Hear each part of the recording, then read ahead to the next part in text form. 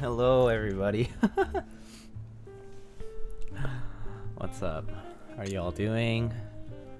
Good afternoon. For those afternoon, I guess for those in the East Coast, and good morning for those in the West Coast. Maybe good evening for those who are out there.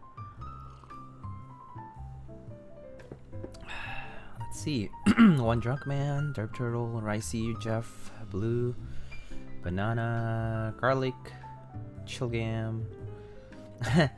He just has the day free. I don't. I just wanted to start early today.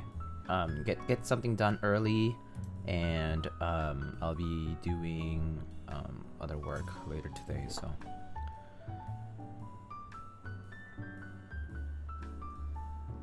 And yeah, we're trying to accommodate for the client who wanted to come in to watch. So, yeah.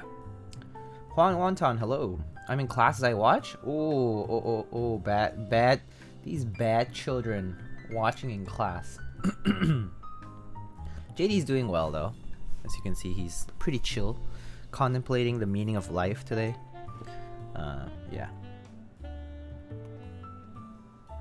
Early Diego, what is this? Yeah, I don't know.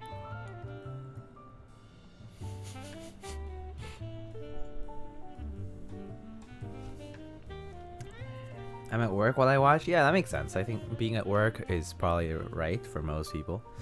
For a lot of people. I have a lab today, don't want to do it. That's no good. You should do it. I've always wondered how many artisans do you have? It seems like you have all of them. That's just bias. I think it's just because I only show so many at a time, which is not as many. And like I trade or like cycle them around too, so yeah, it's not as many as you think, but it is a good number. Yeah, it is the variety, definitely. I think Jeff Leopard is right. I like to collect. I like to support a lot of different makers because I like looking at different sculpts, different colorways, and like if I own different key sets, I like to match them or I like to complement them. Actually, they don't need to match. Actually, matching them is not the requirement. Getting close or looking good with them is what's nice, right? Sorry, I just had like some soup and like it's kind of thick. But good day everybody. We are I guess we're doing an early day stream today.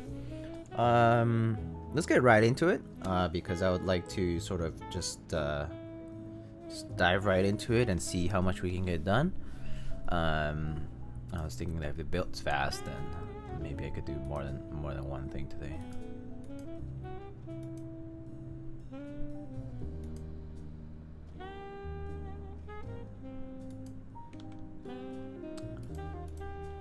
Just what I needed this afternoon. Hello. So today's build is fairly simple. You guys probably have seen me build these KBD75s before. I guess today's kind of special because this build is actually going abroad. So we've been waiting for the parts for a while, and I'm kind of excited to send it abroad. Yeah, so we have our foam here. I think this is the plate.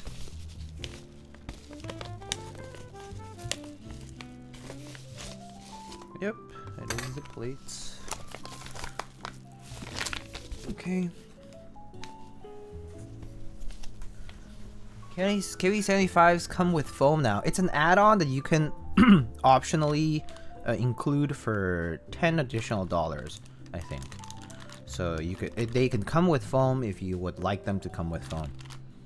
But they have pre-fit, like they have perfectly fit pre-fit foam pieces now that you can use if you would like to.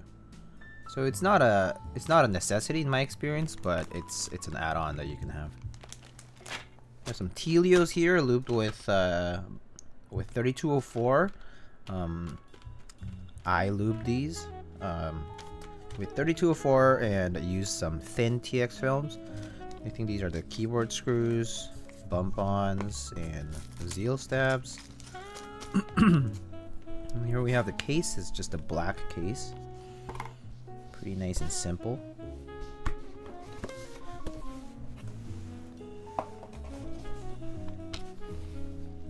Morning stream? Yeah, I guess morning stream for you. Yeah, that's right. I guess it's afternoon for people in the East Coast, morning for the people in the West Coast. But yeah. Okay, it looks like this acrylic piece is in the middle. I need to peel that off. So yeah, you guys probably have seen KBD75s before, but pretty nice kits for the price. I think they are like $160 or something like that. I forget what the kits are priced right now. Something like that. And then it has an acrylic middle. The anodizing is like really smooth. They've really gotten so much better over the years. Like I can't emphasize how good of a deal these have become over the years.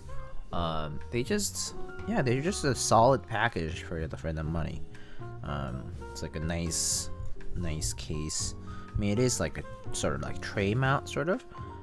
Yeah, it basically is a tray mount, but I mean, for the money, it's a pretty good deal. Like the quality of the anodizing is pretty good.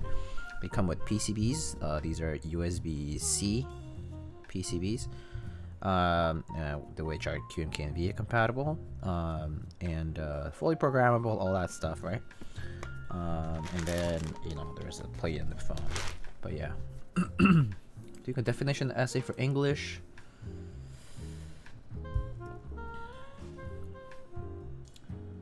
Yeah.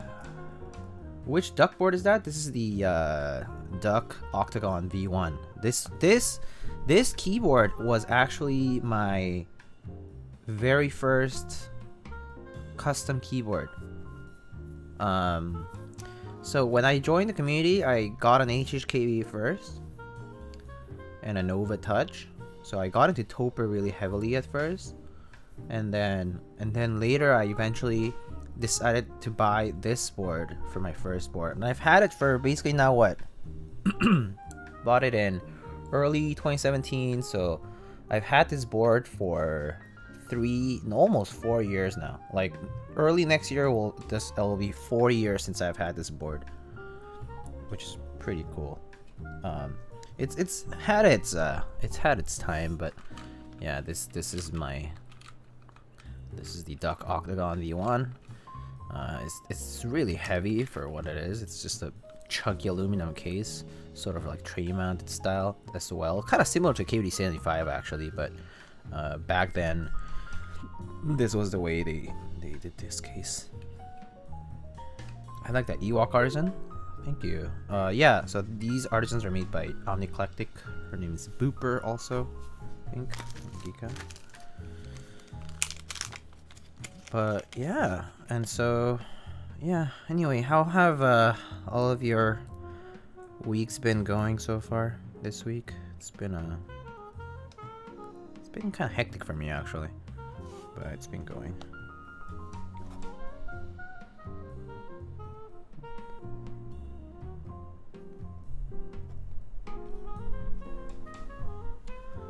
I hope y'all's weeks have been going well. It is Thursday already. That's kind of crazy. And it's already December. I can't believe that. I should be getting my first Cosmo V2 next week. Yo, that's lit. What are you getting, Jeff? That's exciting. Starting training for work next week. I'm just taking it easy this week. Oh, that's a good idea. Yeah, that's a good idea. To take it easy before you actually start work. That's a good thing. I mean, kind of the same for me. I have like kind of big work things sort of impending. I need to like basically write a paper, and I need to do a lot of research stuff. So yeah, it's gonna be busy after today basically. Are the Orion boards from the same designer? Yeah, they are. Duck boards. You're early. True. Thoughts on the Whale 75? Whale 75 looks pretty good. It kind of captures what the Whale TKL is like. But I guess the only thing is, you know how the whale the whale TKL has the engraving on the top. The whale 75 has it on the front, so it's a little different. So it doesn't have that whole swirly whale engraving thing, but the whale engraving also came in later. Like, so it's sort of, like, for some people it's a defining feature, and for some people it's like the other parts, like the sides and whatnot. So I guess it depends on the person, but yeah. Oh, the Yoko Honeywell one. I forget what it's called. It doesn't really have a name, I think. Wait, no. Yeah, it doesn't have a name. It should just be a Honeywell Cosmo. So yeah, where was I? Yeah, the Whale 75. I think it's not a bad deal. I actually don't remember the price. Was it 450? 550? I actually don't remember the exact price. I think the price might be on the higher side because they're being made and shipped from Korea. Yeah, Linworks products are, I think you should kind of expect them to be a bit pricey because they're being made in Korea. Like, just the manufacturing part is just expensive for that. And then shipping, I discovered that like people who bought the Whale TKL were paying about $70 in shipping, so it's not cheap. Yeah. Yo, Lightning, you plan on getting a face tattoo? Feeling that Mike Tyson Tiger vibe? Got in the Icarus V1. Oh, you're into cone feet? One drunk man? You're into the cone feet style stuff?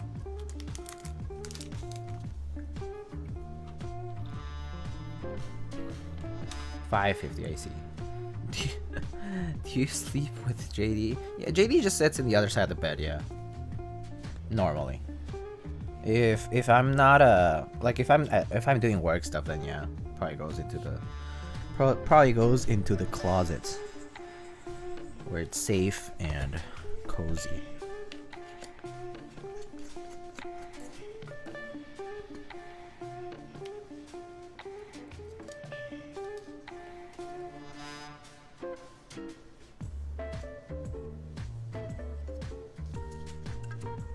I heard F18X Korean to US shipping was $90. Yeah, that's just how it is. Okay, like the problem with stuff in Korea is basically manufacturing is really expensive there.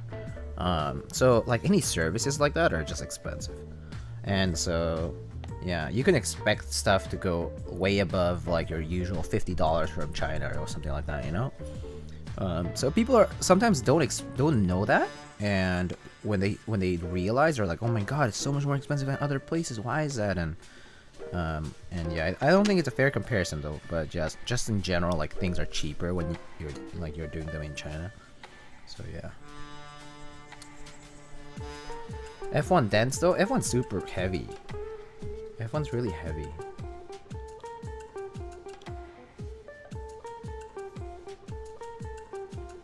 I don't know where to get the F284 just with the Whale 75. I think there are two different layouts, so I think you should choose based on that, right? I think the layouts are just like going to separate those for you. I can't possibly treat the 75% and like TKL the same. Like it's just kind of odd to treat it the same way.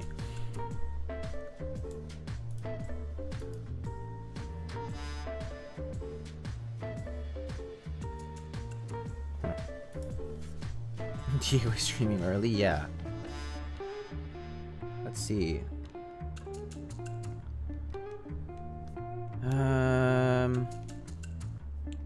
Have you ever accidentally made your tea cold considering how chill you are? I like cold tea though. I like iced tea. I sometimes do iced tea, yeah, at home. Like I'll ice my tea every so often. Is the music volume kind of high? I'm gonna turn it down slightly. Okay.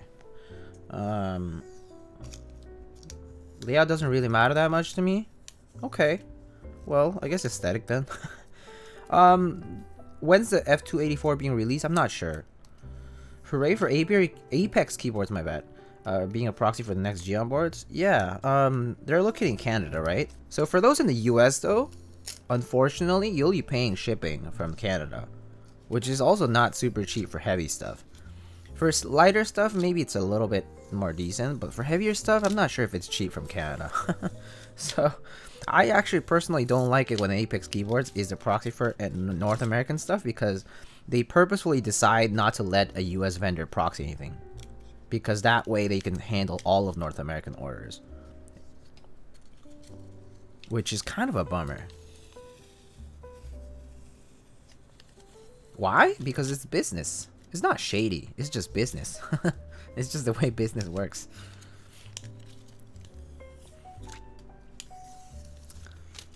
Like it's a way to strategize your sales by being able to capitalize on the regional aspect.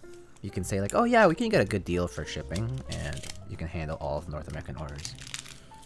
But yeah, it's just the way it goes. Yeah, I don't personally agree with it, but at the same time, I can see why a Canadian vendor would do that because Canada itself doesn't get as many orders, and so they could definitely feel at a disadvantage in running a business, as opposed to a U.S. located vendor. So yeah, but in other cases, when the U.S. vendor is a primary vendor, there are Canadian proxies, right? Like we've seen like Dusk Hero and others. So get to F2 so I have a higher chance of Whale 75.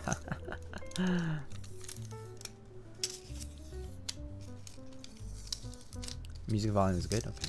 Have you joined K? I have a K from the round 1 Konyatar.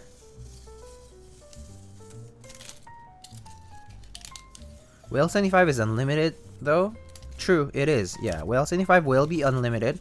It's like unlimited with a cap. So it's unlimited up until the number of orders exceeds the number of them being capable to fulfill.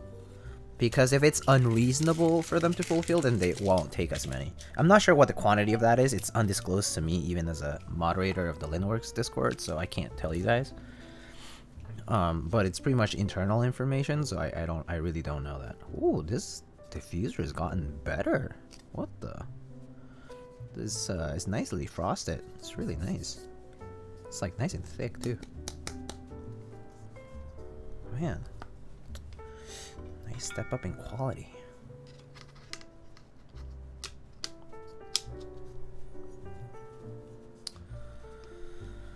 Let's see. Minimum $15 shipping from Canada to US, along with extremely longer shipping. Yeah, that's the big disadvantage of shipping.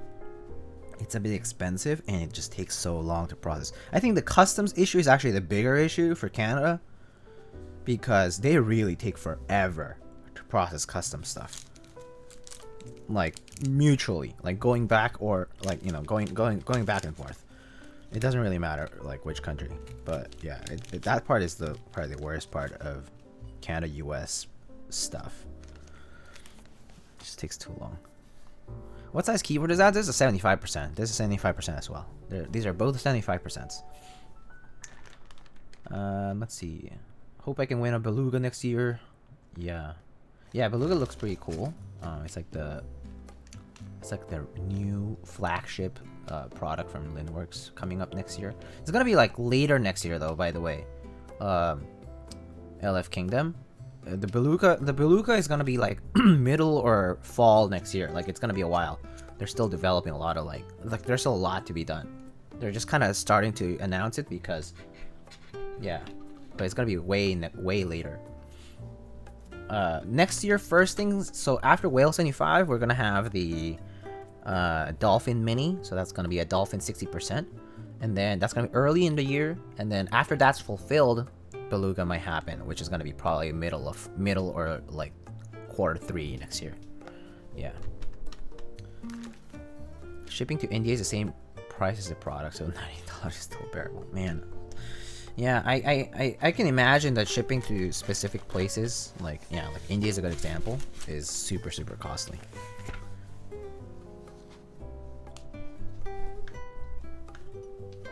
So yeah.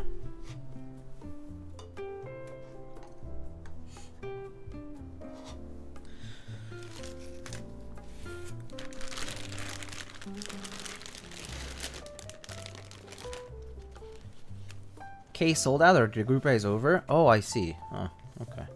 So that ended. I just bought K in silver and bluish pink. Oh, nice. Let me see.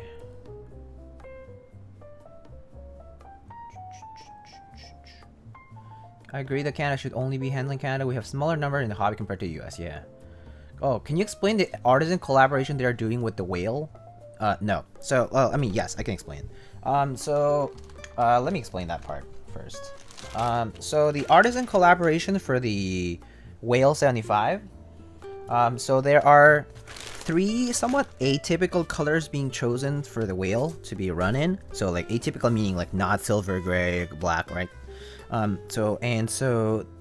There's 3 artisan makers who are doing collaboration work with Lineworks this time. That's gonna be Hello Caps, the people who make the guy who makes bongos. Alpha Keycaps, they make Kipora, Salvadors, right? And CYSM keys, the CYSM caps, they make the Keybs and the Boos and the olives and stuff. And they basically chose a color of their preference that would be able to do, like we would be able to do in, I mean they would be able to do really in anodizing.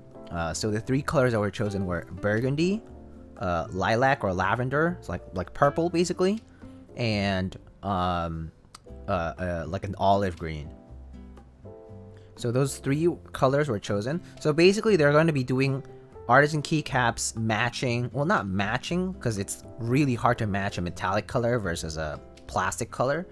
So they're going to be trying to, you know, get as close as possible to that. I mean, I'm not sure if like Lineworks is going to be sending them samples, but basically they're gonna, you know, do a colorway that matches the overall color family of the keyboards. And so those will be raffled for all Whale 75 participants who want to participate. So all Whale 75 participants can get 1 ticket.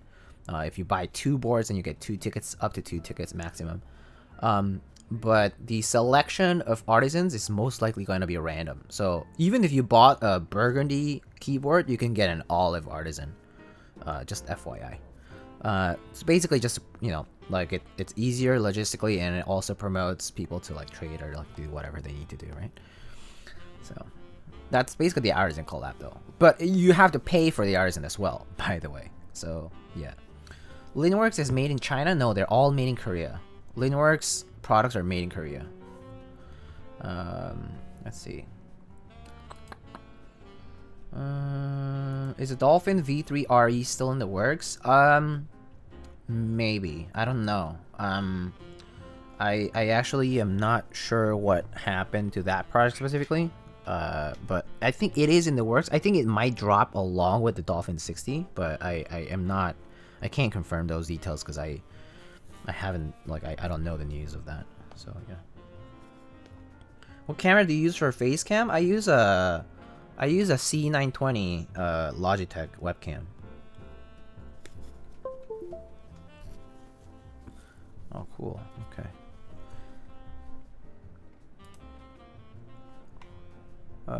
Let's see. Via thoughts on Skog reboot? I haven't checked it out myself. I believe aren't there a few streamers who might be getting the Skog reboot for review? I think they might be the better people to ask. I haven't seen like the. Is there an interest check for it?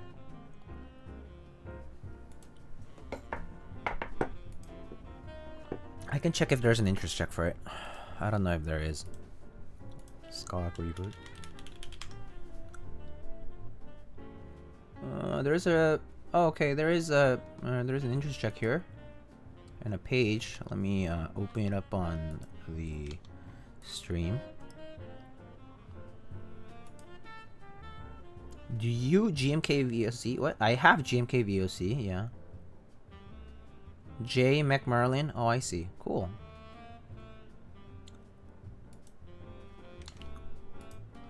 Let's see. Skog reboot. Group buy is live. Oh, okay, it's live already. But basically, let's see. Okay, so basically it has a knob, at the nav cluster, rotor encoder here at the navigation cluster. It's just a TKL USB-C in the middle. Okay, the rest is pretty straightforward. Has this like grilled bottom looking thing. Weird foot, huh? Okay. Cool.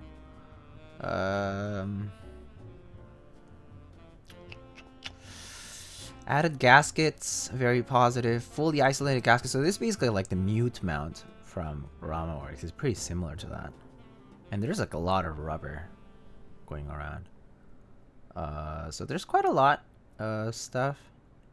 Actually, no, it looks like... Oh, no, it's not the mute mount. It's more like these gaskets that are floating in the air. And then there is these foam pads, it looks like. So there's quite a bit of foam.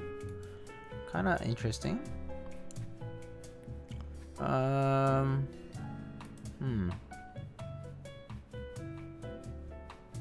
Yeah.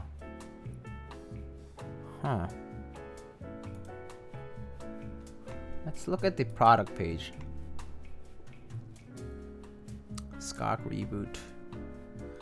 RGB strip above the arrow cluster, solderable PCB, isolated gasket mount, dampener between PCB and plate. Okay, I see it. So that's but like it kind of might be like the mute mount. Support for Bluetooth.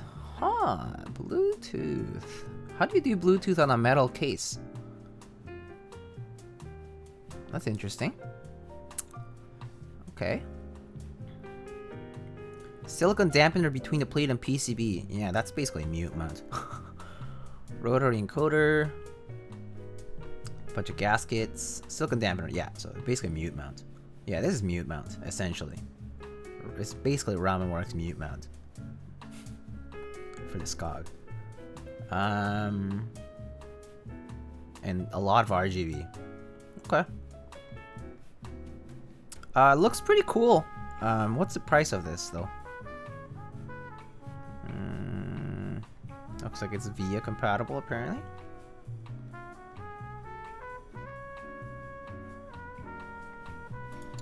Sorry, I'm just reading a lot of this stuff. Been a fan of Linworks for a long time. Hope 2021 can be the year I enter the world of customs. You'll have a chance for sure. Whale 75 is gonna be unlimited group buy, so I suggest if you want to get in early.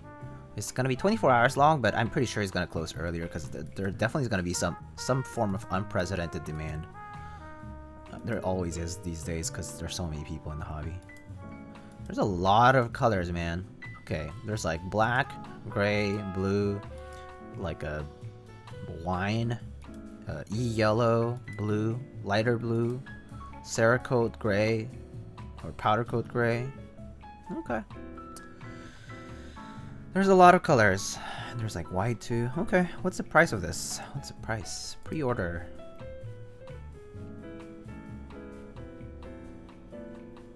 $420. Solderable. Bluetooth is $440. Hot swap is $430. So basically between $420 and $450 plus shipping. Group price open till December 18. Ships in July of next year. I mean, looks pretty cool. It's not my aesthetic, actually. I don't like this top lip. It's a bit rounded design for me. I don't really like the knob. I think the knob is pretty pointless for me. Knob on the right side is really pointless for me because having a knob on the right side requires you to put your hands off the mouse. I want to use the mouse while using the knob. You know what I mean? So that's what I don't like. It includes like a ton of gasket pour-on strips and whatnot. I mean, very cool. Cool. I'm sure that Percent Studio has had kind of like gotten a solid grasp on what they're doing now, so it might be a pretty good deal.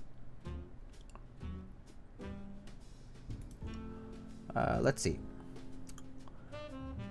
Lightning XI Artisan Wen. You totally butchered my username, Chillgam. Good morning. 10 Peaches. Hello. Is it nighttime over there? Wait, what time is it over there actually? I'm actually unsure. What inspired you to get into custom keyboards? Me being a greedy bastard and wanting the nicer keyboard. Not settling for something as simple as Toper. Sliding feet for adjustable angle? I'm not sure about that. Was that it? Sliding feet? Oh yeah, adjustable typing angle. You're right. Sliding feet, apparently. Or like movable feet. Interesting. What is the best keyboard? The keyboard you're using is the best keyboard. I have to buy the battery separately, intend to use it wirelessly. I see. Having encoder to be via program is pretty cool, yeah. Wine color looks nice. Yes, I agree. I do agree with the wine color looking pretty nice. Oh, encoder is also press, not only rotate. I mean, yeah, right. Right. That's okay, but still. I want the encoders to be on the left, not on the right. Because I'm a righty, and I want to... Again, I don't want to take my hands off my mouse. Is 75 the new 65? No, I don't think so. I think 65 is never gonna be beaten in popularity by 75%. No chance. Because people normally jump from 65 to like TK or like back and forth. Diego needs not for aggressive activities. He needs mouse simultaneously. It's 8 AM. Oh, that's early morning for you guys. Good morning, Zerp. Hello. Lightning extra large. Media stuff on the left. Yeah. What are the wait times usually for Lineworks boards? It depends on the demand, or it depends on the number of keyboards being made, I guess. I would say at least 3 or 4 months. That's the minimum. But I think for the Whale 75, I think you should expect a pretty long wait time. For the Whale 75, I'm gonna think that they're gonna do quite a few units, so that's gonna be pretty long group buy. Yeah, I think for Whale 75, let's assume, I'm not even sure if they make 500 or 1,000 cases. I don't know even. Maybe they'll take. I mean, like that's the thing. 500 to 1,000 cases. That's like probably a year, honestly. Lineworks has had QC problems in the past. They have, yeah. They have had QC problems in the past. Mostly, I think it's because they're a pretty smaller, much smaller kind of studio. And so yeah. Okay, so the good thing is this thing is being detected, so that's good. Let's test it out. Is this still the case? I think they're doing better now, but I mean,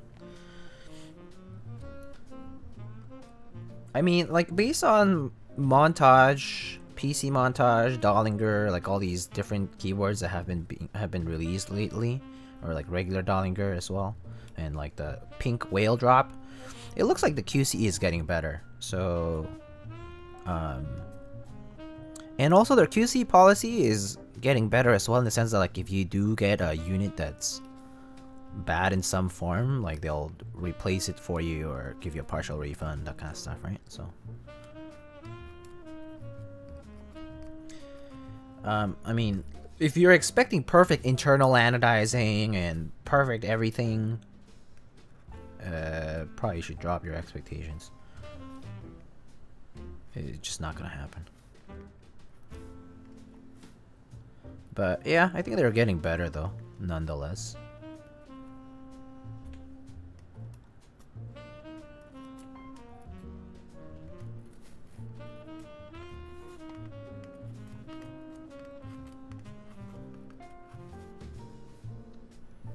There are more fires happening today? Oh no. Your desk mat, where can I buy it? I bought it from Kono store when it ran, but I don't think it's gonna happen anytime soon again. Pirolito, sorry. I think you might have to just look for Mech Market. GMK Gregory is Serica R2? I mean, I'm probably gonna buy Serica, but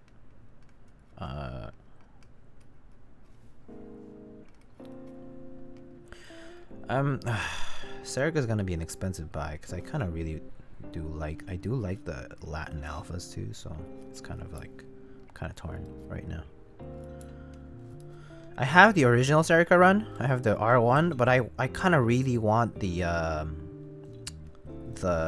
whatchamacallit, the new Hiragana alphas that Zamboma is gonna ensure to make.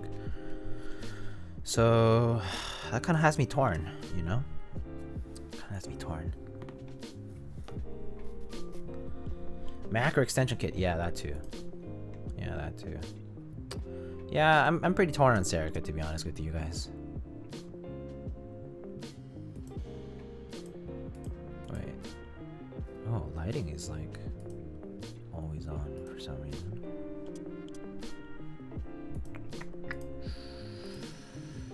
Layers?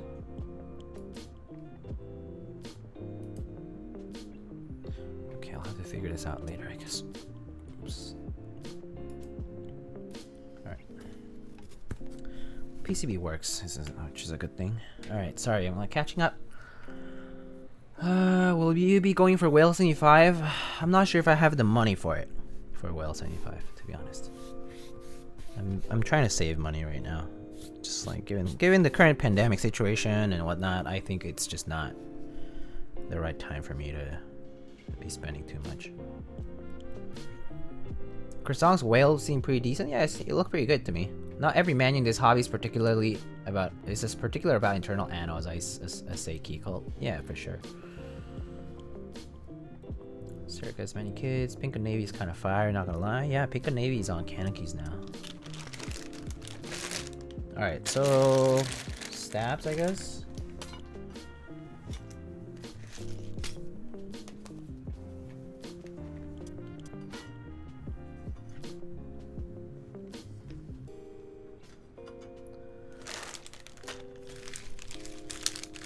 I might buy muted R2 instead of Serica. Oh man, they're all running. Wait, muted R2, when's that live? Is that soon?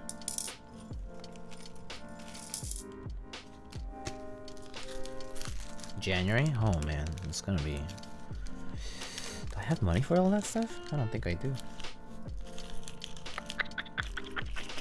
That sucks. I'll have to make some compromises then. Okay. What cheap TKL would you recommend for breaking switches in? Like, cheaper the better? Anything like a, doesn't GMK or like, what is that? Like, Mass Drop have their hot swap TKLs? I guess I would just use something hot swap if you want to break in switches.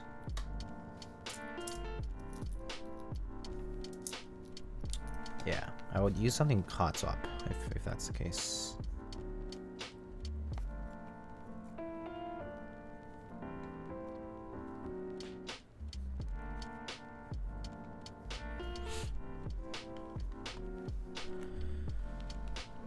Need those 2x3U.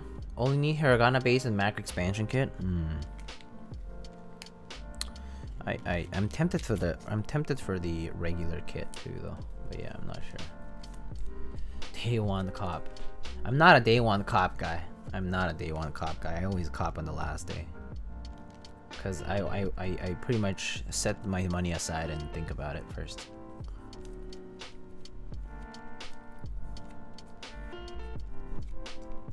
GMK muted R2 being confirmed? Yeah, muted R2 is definitely gonna happen.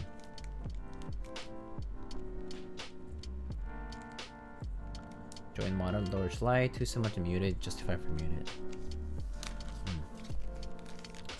Skip Moto Light? Yeah, I skipped Moto Light too. Yeah, Moto Light was not for me. Also, I don't like the way I don't like the kitting that Moto Light and like all those. I don't like the TKL only kitting in general. Like, it's just not for me. I think it because eventually I almost always buy the numpad kit, so for me it's really expensive. I don't like that. It's just a waste of money. I would rather skip the set and get something else. I mean, the only, like, I made the exception for like Hamon and Striker, I think, because that was like the only choice, but I really like those colorways. But there's some kits that like, for me, I'm like, okay, I'm not huge on the colorway and I can just skip it. Because the kitting is like just not ideal for me. You know? I think base kits with ISO, numpad, and all that are way better than like the tiny ass kits. that we do, that some others do. If I'm not huge in the colorway, I just wouldn't get it. Yeah, that's how I feel as well too. But yeah, there's some things that sometimes I'm just like, well, okay, I can't pass on this. This just looks too good.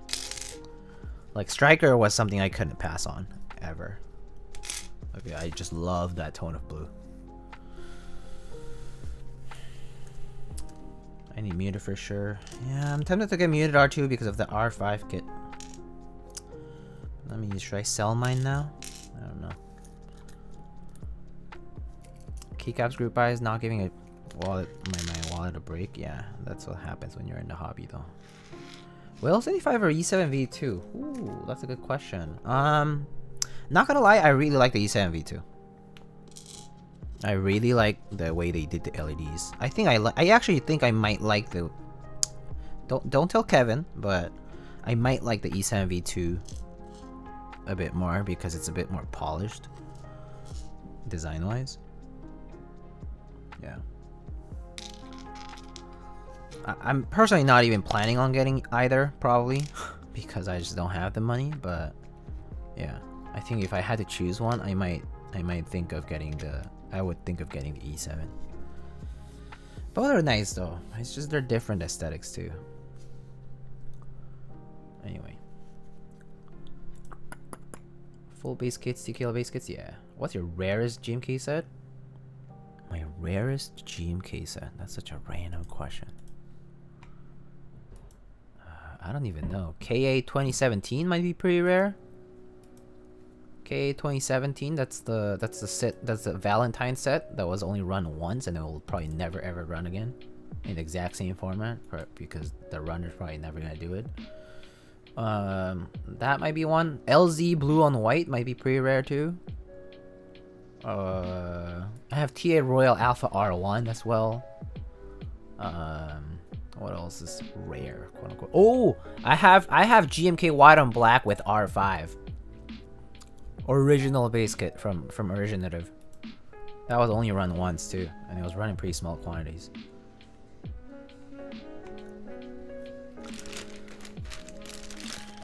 Alright.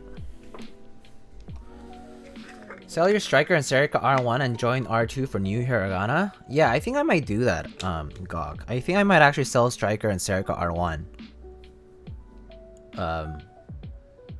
And I think I'm gonna get both base kits for Serica too, actually. I actually really want the Latin Legends because they're really good. They just look so clean. But yeah. I really like Serica, like as a colorway. So.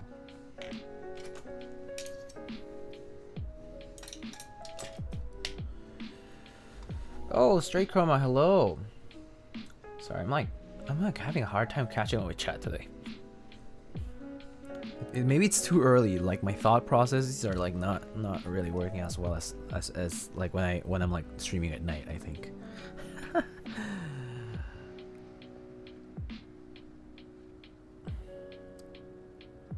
Box 75 is probably the most unique 75. Wait, what was Box 75 again? Oh, Box 75. It's the yeah, it's that guy's. Yeah. The new Lin guy. The new Lin. The American Lin. That's right. I've talked to him before. I gave him some feedback on his board. He like sent me like sound tests and stuff, and he was like, "Hey, what do you think?" I'm like, "Take out the foam, please." And he took out the foam. I convinced him. Foam, no bueno. He was like, "Oh, look, I like it without the foam." I was like, "Yeah, that's right. Foam is only used when you really need it. Foam is helping a crippled board survive."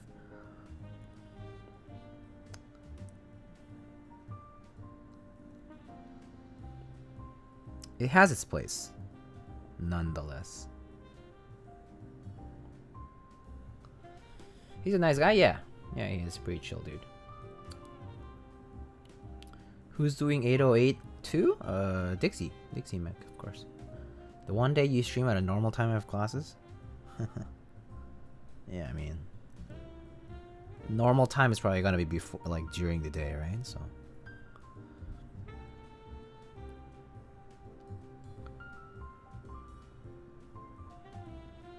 K93, 9053 is Bay. Oh yeah, I have a set that's currently with a friend I need to pick up. One that look like IKEA furniture. Wish I learned about R0 and R5 sooner. Well, I actually need to get an R5 kit for white and black from Novel Keys later on. I actually forgot to get that kit, so I probably need to get it from Extras later.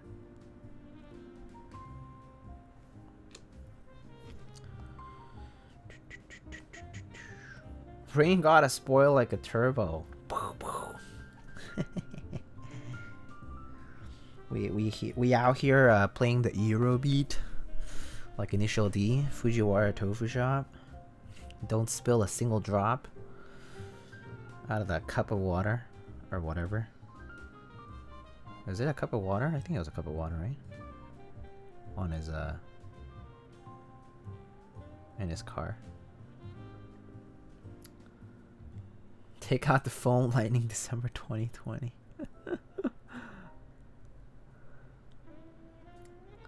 As a foam vendor, I agree. A good board should not need foam. Yeah, I mean foam is I mean strictly speaking, foam is in general made to dampen things, right? So if you're in need of dampening, that's fine. I mean it makes sense for like music applications, right? Like I mean it's like people like, you know how like you put in like people put in like pillows inside of like the bass drum out of in a drum set, but like you don't always put like the same thing. Like, you know, some people decide to put it in, put it off and stuff. It's just, yeah, it's just case dependent. You shouldn't always use it. Like you shouldn't need to have it. But yeah, R5 is a bit too tall for me. R5 is kind of, I mean, no, sorry, R0, my bad. R0, like the top row, is a bit too inclined and tall for me. I personally am like meh on it. Like I actually, my favorite row profile is 1, 1, 2, 3, 4, 5. So basically like regular cherry plus R5 bottom row. That's the way I like the sets. R0 is actually kind of an anomaly because R0 is only available with like very specific vintage boards, and it's actually a very small minority of them that had it. So R0, even though it's quote unquote like part of the original like cherry profile, it's also like outdated.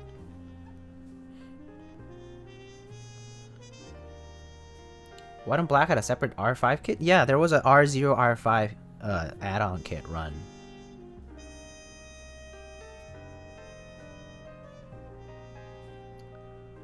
Let's see.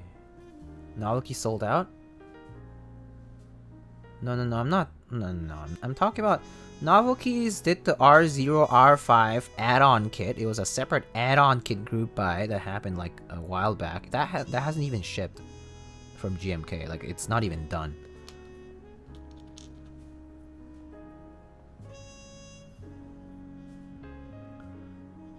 Where'd you get that plate? This?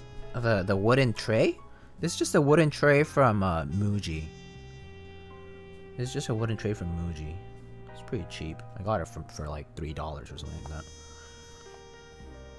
Cup of bath water. Muted 2 has R5. Yes, it does. I know. So yeah, like the way like Dolge R5 did it. Dolge R5 best kitting. Okay, best kits. Who did it? I don't know. I don't know who that guy is. First time I hear his name.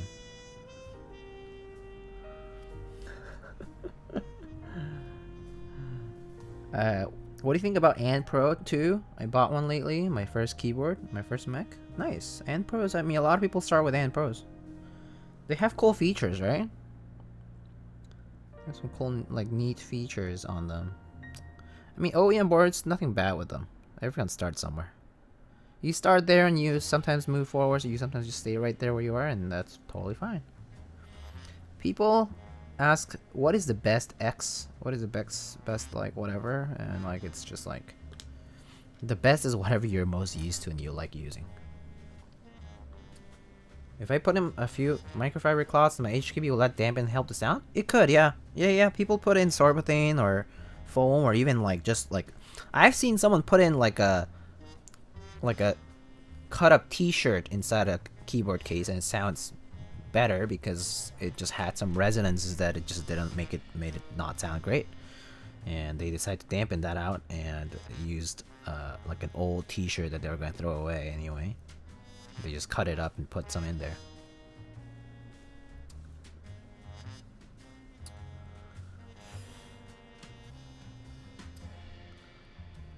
Oh, I thought MK was holding on to extras. You might have been thinking of Zuyin. Zuyin Alpha's Jack Static. Because that was the most recent white on black thing that shipped.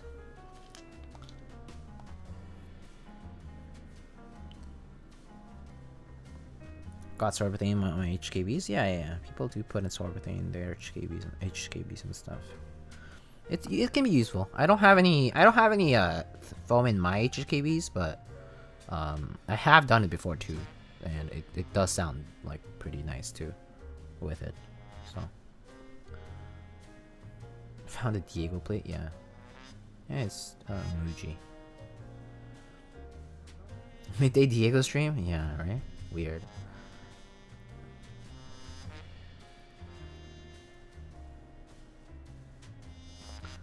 Wow, I'm surprised there's quite a few people viewing, bro. For a midday stream. How do you feel about the Lin montage sound? Mine sounds hollow, so I stuff foam in it and sounds flat now. Not sure how to find the middle ground. I guess maybe you want foam so that it doesn't necessarily go all the way to the PCB and push it upward, but just to basically pad it. So I mean, do you apply various layers of foam, or do you like use a thin liner and put various layers, like, you know, or do you put like a thicker piece of foam that just kind of like fit in the entire case? There isn't as much space as you think inside of the case. My montage actually does not have any foam. Actually, I could bring it out in just a second and show you. Mine sounds kind of okay, but I mean, I don't know what yours is built with. Should I pick Dolce R5 or Serica? Oh, that's a tough question. Okay. Actually, garlic. Garlic. I actually have an answer for you. It's very easy. The answer to that question is probably Serica, because if you're thinking of the Ultra R5, you have to buy it aftermarket, right? And the second part of that answer would be, if you want something classic, go for Dolce. But if you want something more unique, or like kind of like more like, I don't know, yeah, more unique, yeah, really, more modern, Serica is the move. Yeah, Dolce definitely like looks a bit old and retro, but it's a classic colorway. It looks pretty nice still. But yeah, it's up to you, man. It depends on what kind of boards you want. Like, you have Dolce looks good on black and gray keyboards.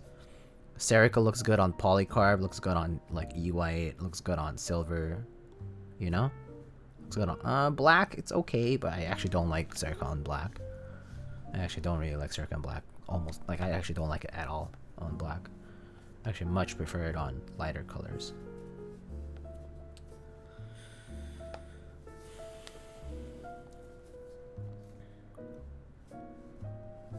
Paper towel, yeah, paper actually works as a damping material as well. You can actually use paper or like a thin textile. Should I start a Twitch for making keyboards? I mean, do you want to? I don't know what kind of question is that. It's like, do you want to do it? Why are you asking other people? You should do it if you want to do it. If you're thinking that you're gonna make money out of it, don't even start. Because that's not, like, it just is not a feasible, like, it's not an easy thing. And it's also like, actually, it's just not lucrative at all. You actually lose a lot more time and money than you earned ever. Just saying. Especially right now, there's like so many people who stream, and like the attention is gonna be divided all over the place, right? And there's that, and like it's just like the pandemic, and like people are more reluctant to send stuff. People are more reluctant to, yeah. And like you have to like kind of like build out your like like repertoire, your like kind of like portfolio in a way. And yeah, it's not very lucrative. I do it for fun. Buy Serica and flip it, then buy Dolce R5 and Serica extras easy. Extras are not cheap though. Even if you flip, I don't even think your flip money is gonna make enough for the extras. Because extra pricing is actually not cheap at all. It's like $190 or something like that.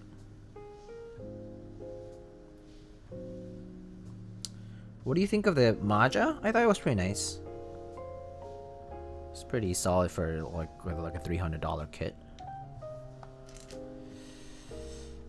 Can't wait for Dolce R5. Probably my most anticipating coming purchase. Dolce's classic lit, Serica's modern lit. Yeah, that's exactly right.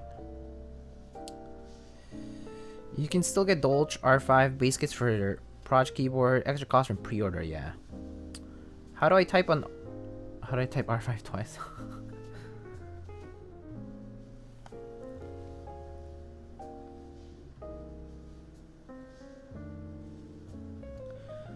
Bought the RGB mods from Keycaps. Oh, cool. I prefer RGB mods with the black legends and the white legends, but I've had both before. I like the black legends a little bit more though. I think the contrast is a little bit nicer.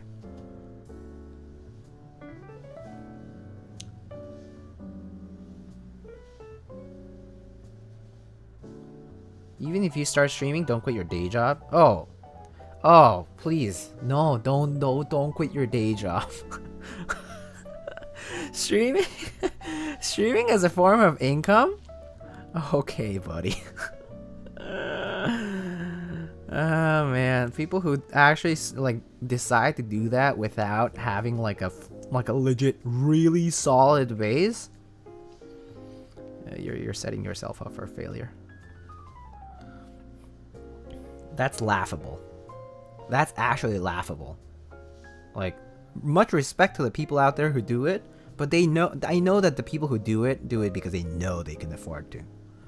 And if not, if they made a bad choice, then they made a poor choice. That's it. You move on with life. You live with your choices, and you decide to you do something else to get around it.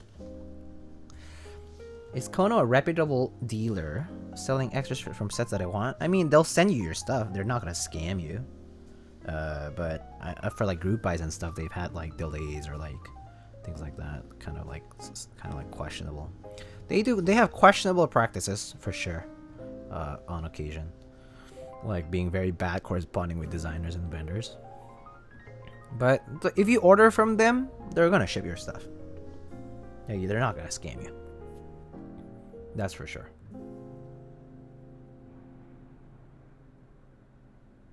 Favorite keycap profile? Cherry profile.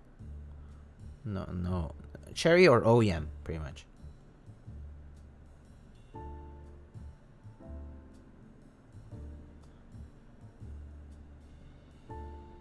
Do you go full time? Just keep doing desk ones to get money? No. That's very idiotic. I would never go full time.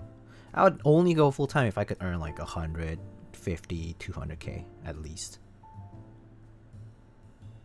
Like there's no reason for me to go full time with streaming if I can't make more than that. Like more than like a few, like 6-figure money at least. Yeah. Main reason being that it's just too risky. It's the risk is too much. There's too much risk in streaming. Content creation. You need to be original. You need to continue to create stuff. The creative process is extremely difficult. What do you currently do? I'm a grad student.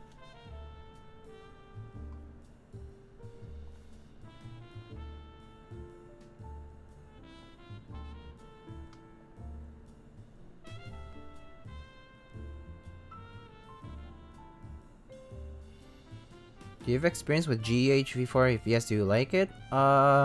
I have experience with GHV4, yeah. I think it's a little bit too thick for my own preferences. For a lube. It's even thicker than 205 grade 0. So just so you know, it's basically like 206 or thicker.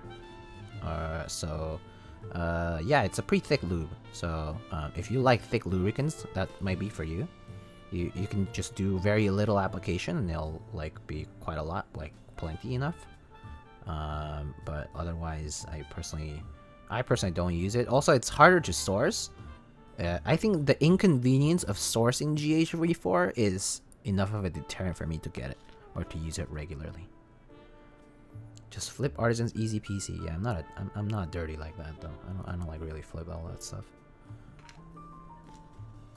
Just feels dirty.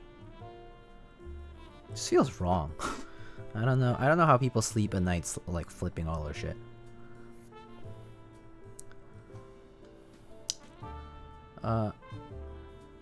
Not sure if it's Yoja NZ or Yuja NZ or I'm not sure. Do you sleep with that tiger? Sort of. It kind of just sits in the side.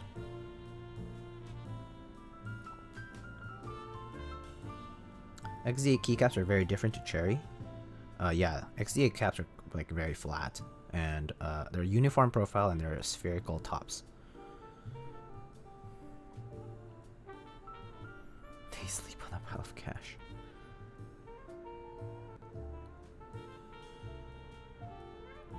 Hold that tiger like a body pillow.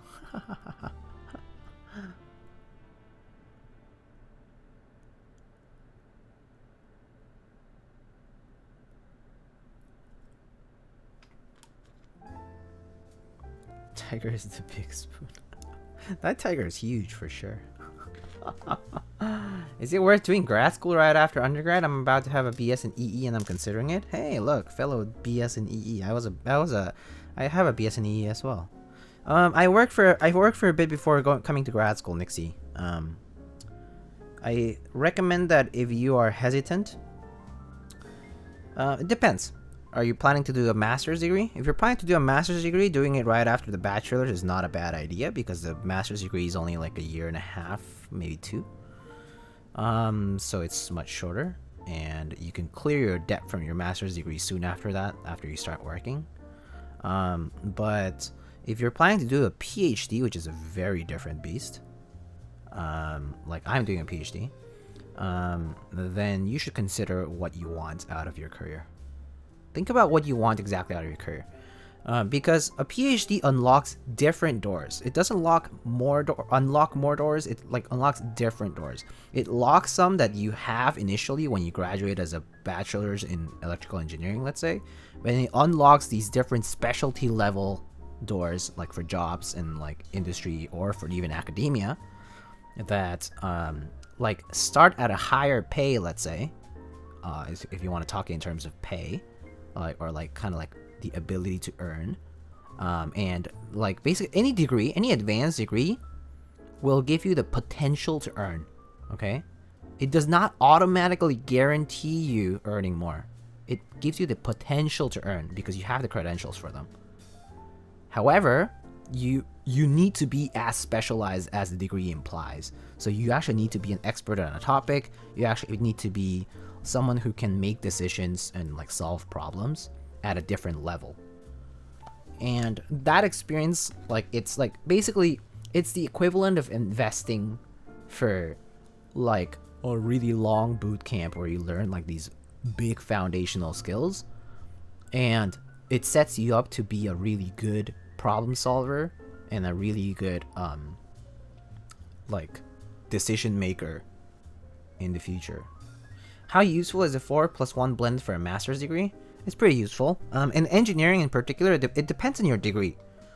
Some like in some industries, the master's degree doesn't matter so much. Like I know that, for example, people in like biomedical kind of require the master's degree to really move into positions. But for some, like I think like for mechies or for like EEs, you don't require the master's really. You still can get like jobs. The same for like computer engineering. Yeah.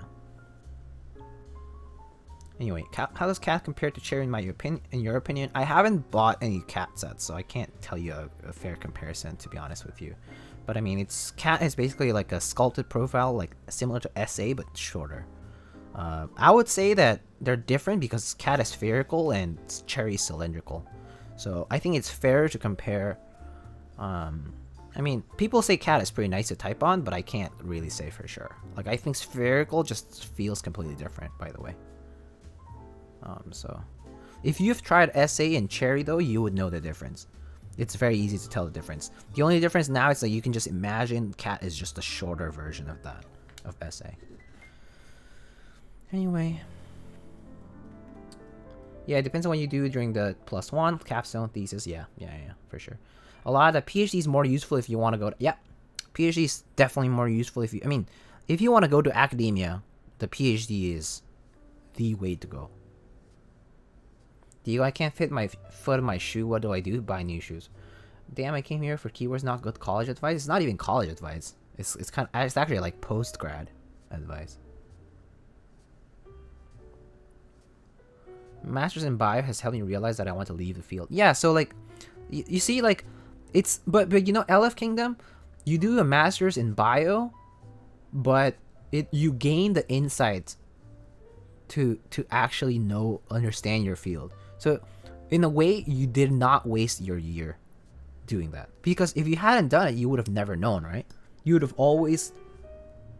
wandered wondering what it would have been like if you had done it, right? But now you know it, so it's like now you can actually just move on to the field you want to go on to. Imagine having a PhD. Dr. Hoover, you're destroying me here.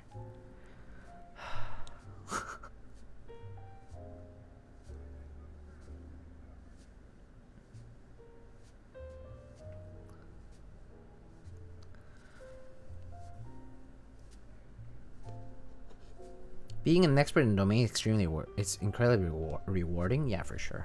I mean, yeah, of course it is. I was hired before finishing my degree in CS software dev. Yeah, a lot of people are. I mean, especially in CS. In CS, internships and that kind of networking is extremely important. In many degrees, PhD strictly for academia, or yeah, all right.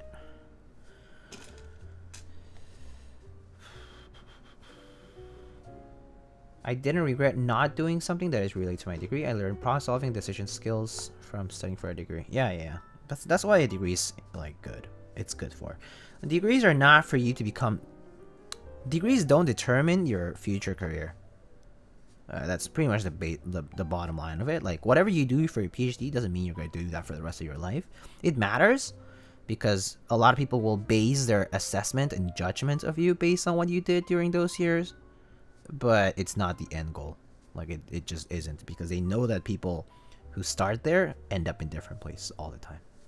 Like, you know, statistically, you just don't end up in the same place.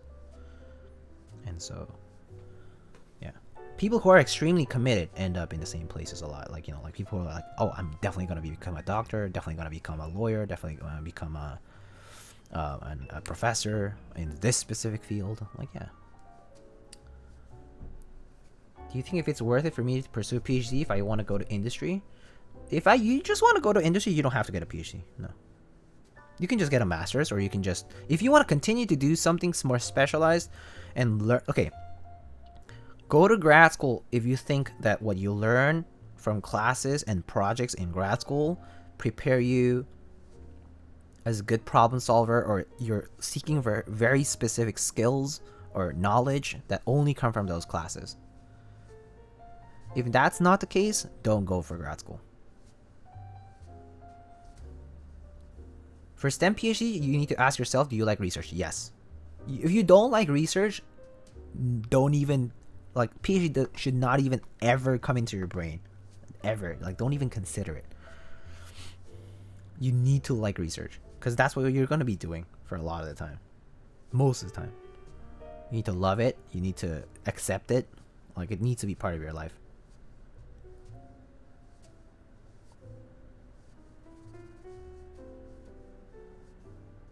If you start resenting research, that's it. GG.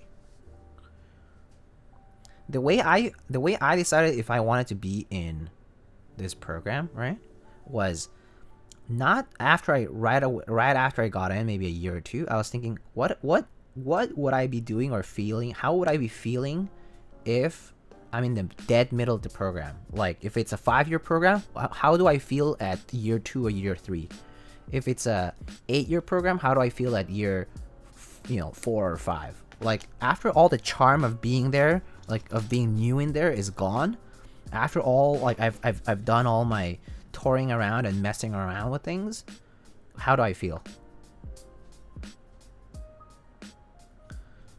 PhDs are notoriously high maintenance. Yeah. Well, I mean, PhDs are of course high maintenance in industry because PhDs actually don't have skill sets. PhD people actually don't have any skill sets by the time they go into a job.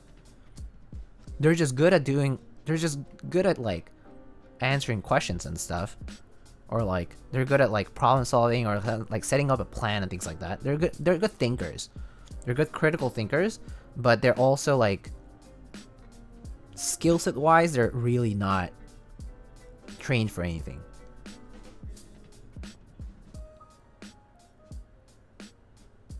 Like, PhDs are not really trained for anything.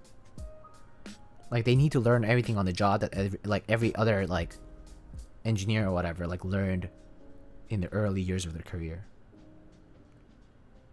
So PhDs come in at a higher base level as far as their salary and their expectations of this particular field goes, but they learn all of their skill sets much later in their lives. So they might actually catch up more quickly than a novice or than a recent hire from like straight out of undergrad, because PhDs now have like life experience in a way, right? So they know how to interact with specific people and like whatnot, but it doesn't mean they have the skills.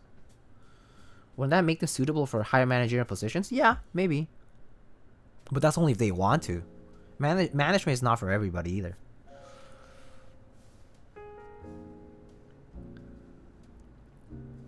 Yeah, management is not for everybody. There's stigma in management too. People call you sellout and whatever.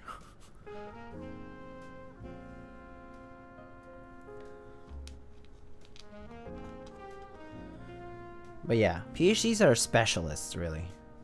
Or eventually become specialists.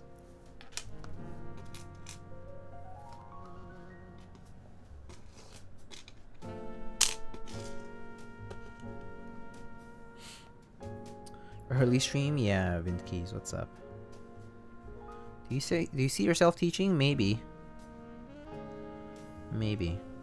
But I'll be honest, I'm not sure. I'm not sure what I might end up doing in the future. I did start an industry at some point, so like I kind of debate going back. But when I first started in industry, I really didn't like what I was doing, and also the reason I'm in school now is because I thought I was going to regret not being back in school at some point, so I just decided to jump into it. And I ultimately don't regret it. I've learned a lot of life lessons. Like, honestly, life has been kicking me in the butt for the past 3 years. Like, that's the reality of it. I've gone through a lot of shit in the past 3 years, and yeah, you learn from it.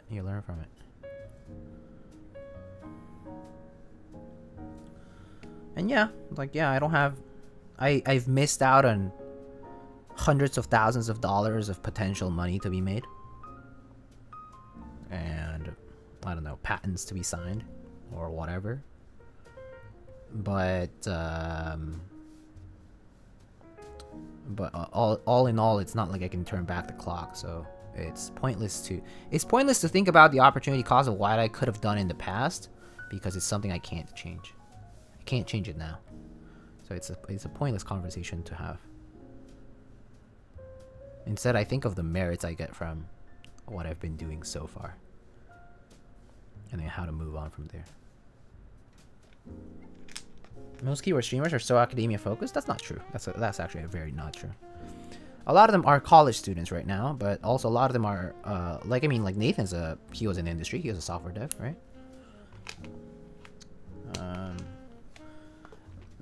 I think it's because streamers that you've met in keywords specifically, a lot of them are actually young. They're like 22, 23, 24 at most.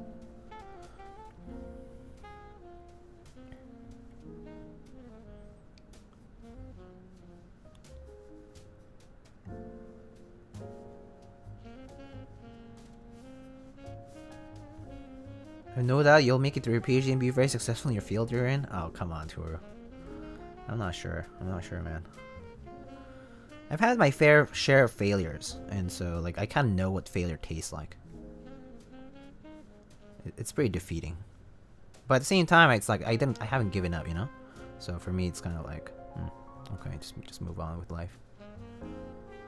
I'm positive that if I, let's say that if I didn't do well in school, for example, or something, like if something happened to me, I'm positive I can get a job. I can tell you that much. I'm confident I can get a job within like a few months. I'm pretty confident I can like pull strings, do whatever it takes, and get a job. Like, you know, because I know that I'm able to market my work ethic. I'm able to market my own like personality, or like my like maturity. Like I can just be like, you know what, like I don't have any skills, but I can learn this like on the job. Like, you know, hire me and I guarantee you I'll become an asset.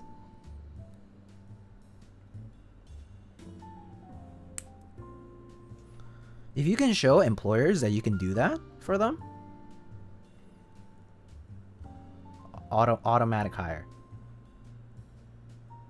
Obviously, with an amount of humility, right? you can't just be cocky. You need to be humble. But yeah, I think having the experience of having had applied to jobs before and stuff too, like before, because I like was not in school for a bit, really helped. Like it opened my eyes to industry and the state of it, and I didn't like it as much at the time, so I turned back into school. And now that I'm in school, I kind of like I have like a new idea of what I want, of how I would see the world out there once I get out. And whether I want to do that, I'm not sure yet. That's something I'm not sure, because I think that right now, so I work in a field of engineering that's kind of specialized and very translational. So in other words, it means that it has a lot of potential for like intellectual property in like in my case, it could be like medical fields, or like could be like R&D sort of stuff, like tech stuff. And so if the academic position, for example, has a lot of collaborations in the industry, for me that's the equivalent of working in industry without the pressure of having to work under somebody else, which is amazing. I think for me that's extremely appealing. Being able to work for myself, and at the same time being able to work, or like being able to translate my work into the industry that's like doing this stuff. Meaning like they're the ones actually making this stuff. Like, you know, they're the ones actually taking these blueprint designs and making them into actual products, right? And marketing them into possible users. That stuff is like ideal for me. Like it would be ideal for me to just move into a field where I have independence and at the same time can interact with people who like can take my ideas to the next level. Because I don't think one person can't do everything. So if you commit to the research part, then you need someone who helps you develop.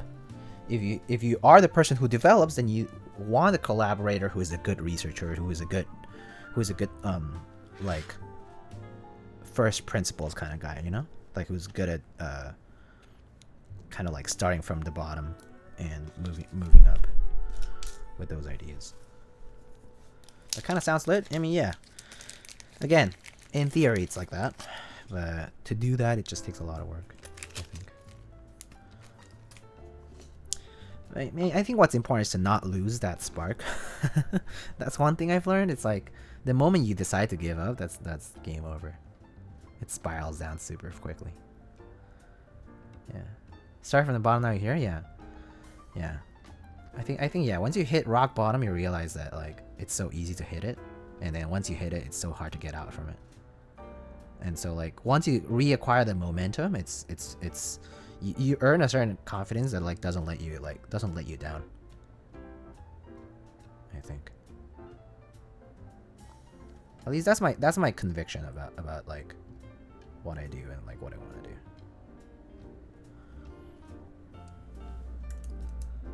are the chips that built this down. How do you get over burnout?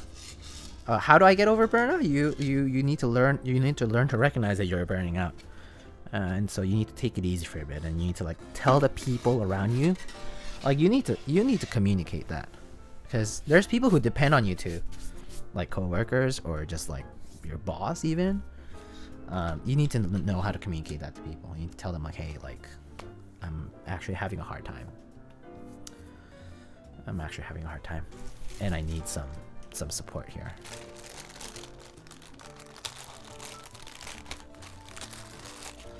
Yeah, you need to seeking out for help is a super important thing. Because yeah, when you burn out or when you get depressed and that kind of stuff, it's really hard to get out of it. And the mentality is self-consuming. It just like eats you up from the inside. So yeah. Diego, this is a keyboard stream, not a life tip stream. Sorry, I keep ranting about it. All right, we can talk about keyboards if you want. You don't ask. Okay, ask me keyboard questions then. It's fine. Just ask me keyboard questions. I'm doing keyboard stuff. But communication is a fine art. Oh yeah, for sure. Communication is a fine art indeed. Don kept it real from the jump. Living at my mama's house, we argue every month. Yeah.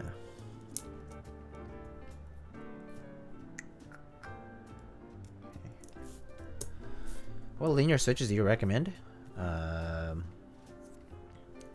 Let's see.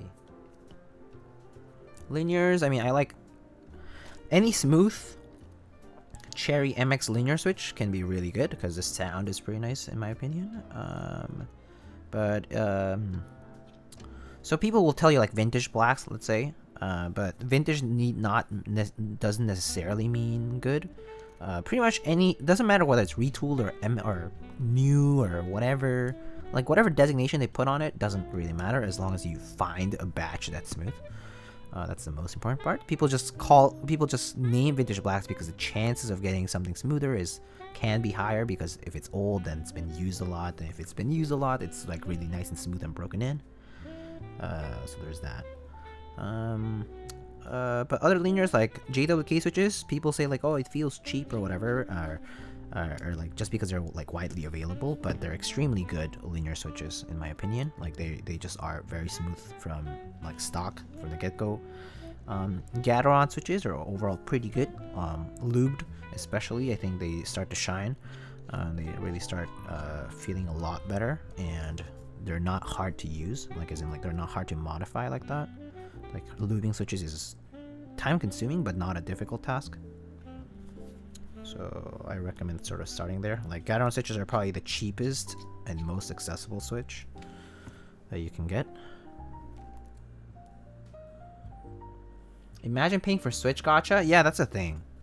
Another thing about vintage blacks, yeah, that's exactly it. It's that you have to pay for them, and then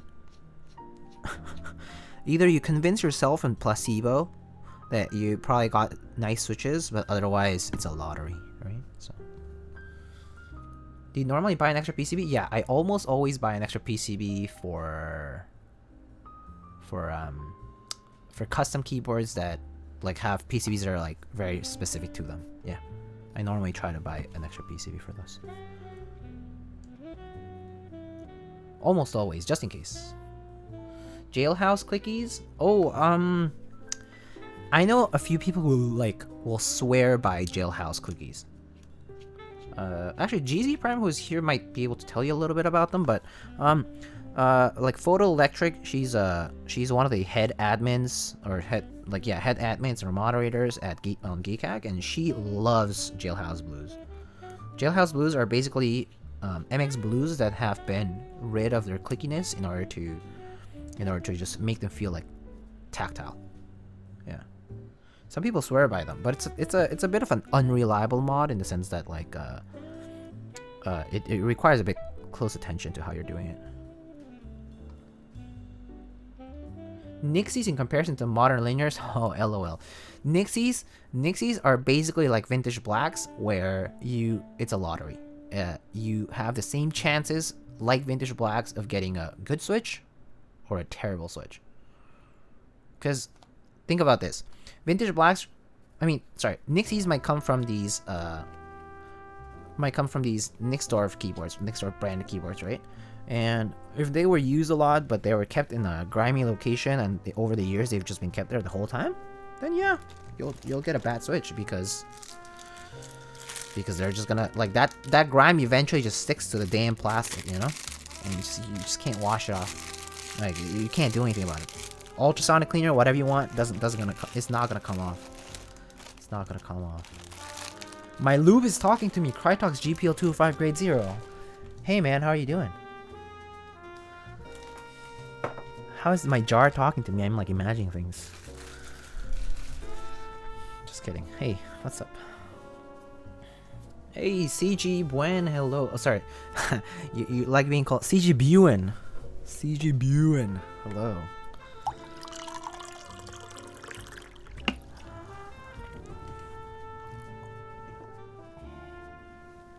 I miss when you could get new old stock Ys for cheap. Yeah, you can't do that anymore, huh? Heavily used MX switches are cleaner the best, yeah. I think that's kind of the best ideal switch you can get. For my first keyword, take Gateron Red. Gaterons are good. Gaterons are good. People tend to like Gateron switches with the milky housings. Either one is fine. I know. I'm just messing. Just because you mentioned that last time. Let's see. Is that a gaff mug? Yeah. A friend gave it to me. I can't show it because if I tilt it, then you can see it over here.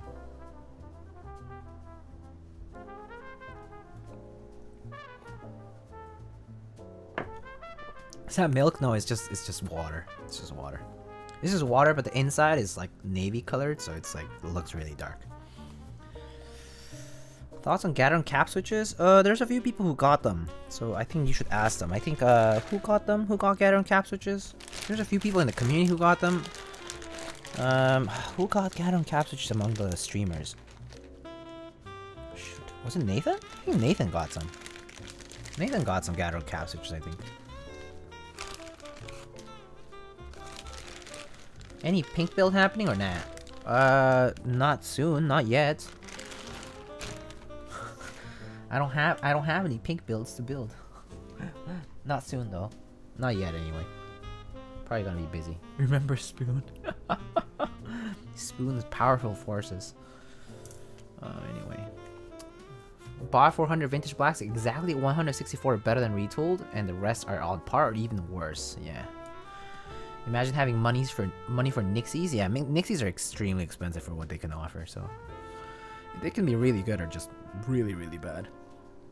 I mean, when I got a batch of Nixies like over a year ago, year and a half maybe, and I had to swap the bottoms because they're just not too good. Do you think Cherry new Hyperglide switches will be great? People have been saying they're on par to retooled, sometimes smoother, but they like people say they're overall decently smooth, like pretty smooth. So yeah, if you get a chance to get Hyperglides, I mean, I can't say I would recommend them because I haven't tried them myself, but what people have been saying so far is that they're decent. He said that they're scratchy. Oh, the cap switches are scratchy, right? Yeah. Gateron cap are very affordable. Yeah, so Gateron switches in general are pretty affordable. How about an new old stock black, worth it over retooled? Yeah.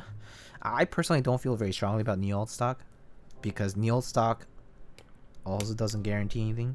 I mean, they're clean. This is the nice thing you can expect from it. But I've tried new old stock that are just about the same as retooled. So, yeah. My batch of Hyperglide is very smooth, pretty consistent. Okay, cool. Yeah, if you can get new old stock, it's fine, but it's not gonna be cheap these days. I think it's kind of expensive because there's this seller who's charging like a ton of money for them. But yeah, it's kind of funny. Vintage blocks, overpriced now. Overpriced. him a Hyperglide clears. I want Hyperglide browns. I need Milktop Gats are pretty much all I will be buying. I'll be buying moving forward. Oh yeah, Milky Top Gats are great. I really haven't had much go wrong with them. Is KBD75v2 the same height and angle as KBD Pad Mark II? I think not. No. I think KBD Pad is an AIO3 design to be made the same profile as the KBD8X Mark II, but I don't think the KBD75 is designed with anything like in that line of products in mind. In fact, I think the KBD75v2 came in before the KBD8X. Let's see. Gateron yellows, best value for any linear. Yeah, I agree. I think I would agree with that. Gateron yellows, yeah, they're like what, 25 cents each? Even cheaper if you get them from like Taobao or other places. Yeah. Nathan's verdict: new structure, increased surface contacts and more scratcher, especially when you press the switch at an angle. Oh, I see. Yeah, I think I heard that the spring makes a lot of contact with the middle pole. That's what I'm hearing. Do Hyperglide sound the same? They're still Cherry MX switches, I think. But I'm not sure about the sound. I haven't heard. Yeah, Hyperglide is just a new marketing for Retooled. Yeah, that's it. I mean, Retooled also, remember that Retooled is actually not even a marketing term, in the sense that Retooled is what people start calling them. Retooled is a community name. Like, nobody in the industry said, oh, we retooled our switches. Nobody ever did. People just started calling them Retooled. But nobody in the industry ever called them Retooled MX Blacks. Or Retooled MX whatever.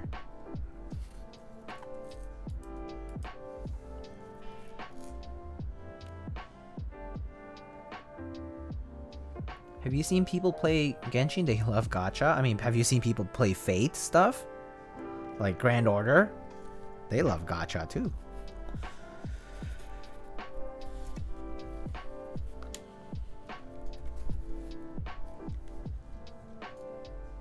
I want Hyperglide Speed Silvers. Oh, very specific.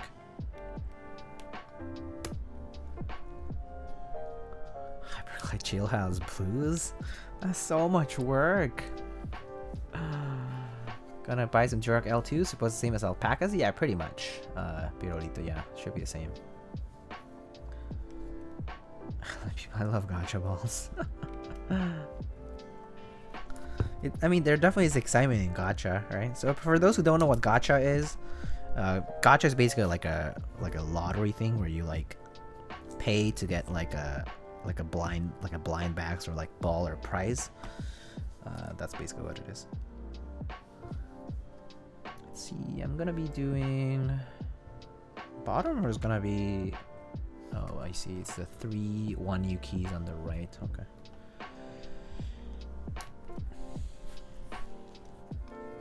Gacha boys be popping off. Toys R Us in Japan is lit. Yo, Toys R Us. Oh man, it was really sad when. So I live in New York, and so it was sad when they decided to close the Toys R Us in Times Square, because that one was huge. Yeah, they closed it. Sad. Full rooms of gacha ball machines. Oh my god, that addiction fuel. You like spend your whole day just like cranking that thing. Rip Jeffrey. I wish anime YouTuber Gigok spent $900 on Fate Grand Order to get his favorite characters. Sounds like Fate Grand Order. Sounds like Fate Grand Order. That sounds exactly like the game. I mean, like what it is. Yeah.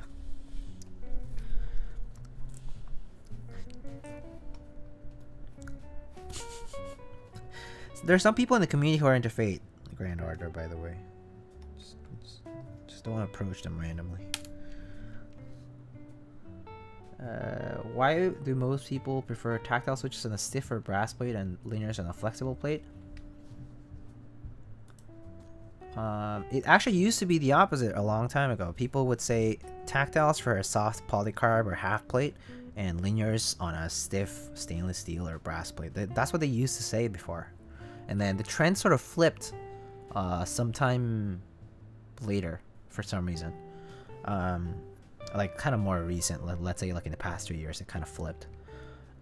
Like I think what happened was that as brass and stainless steel started to, I mean, less brass specifically actually started to pick up in popularity between like maybe like 2016 and like 2018.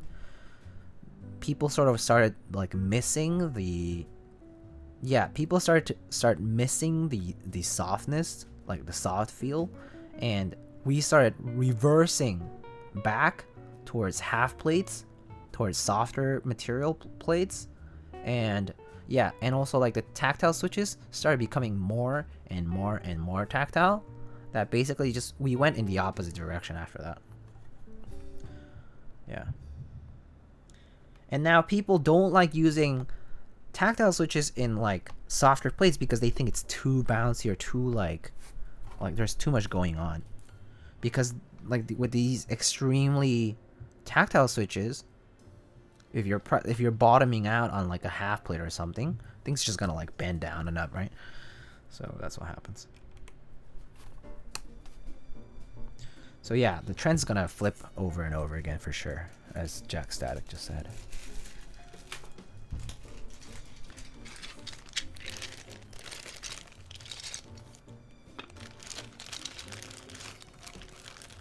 Coming back to full circle, yeah, it's always gonna spin around like that, I think.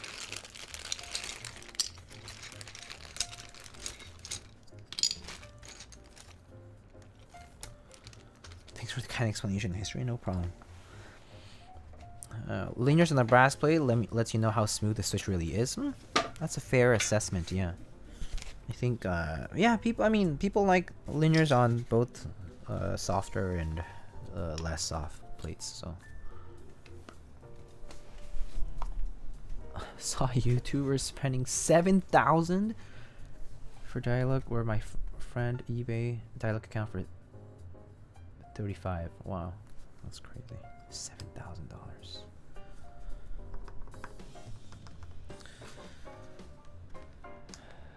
What's your favorite board you've built so far? Oh man, I don't know. Oh wait, I chose the wrong key.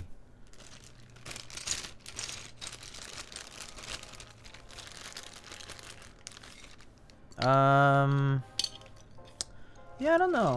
What's my favorite build? I mean, I've liked a lot of builds. I like the Keycaps number 2. I've liked the Juby. I've liked the Tjarjin. I've enjoyed the, what else? I have like so many boards that I've built. There really are so many boards that I've enjoyed building.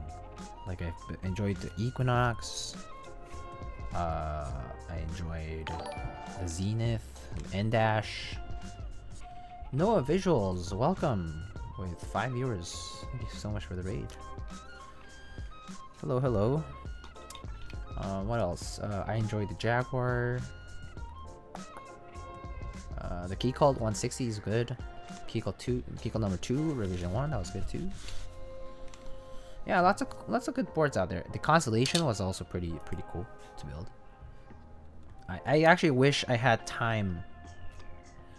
I had spent more time with the Constellation in my hands, but I kind of wanted to return it to the owner as well. So I can already tell this is entertaining. Wait. Oh, I got the wrong position.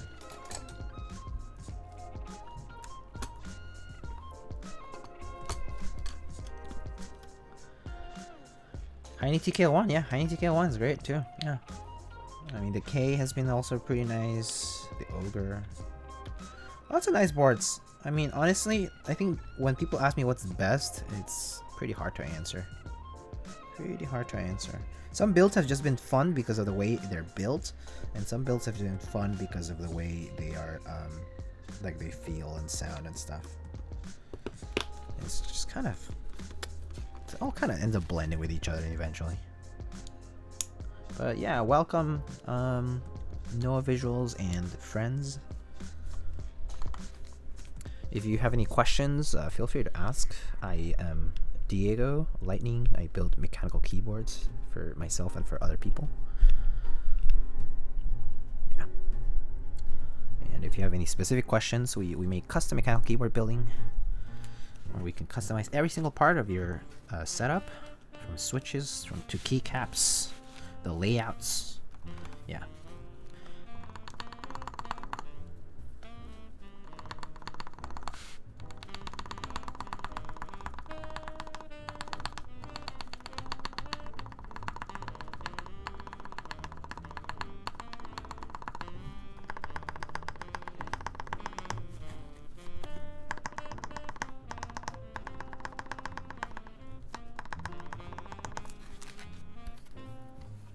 You're selling that keyboard? No. Yeah, someone sends the parts in and he builds and sends it back. Yeah, that's exactly right.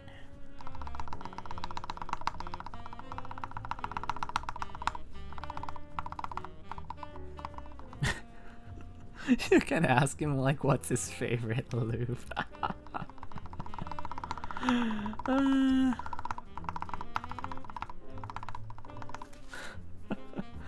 That's such a biased question to ask when Mr. Crytox25 GPL25G0 is here.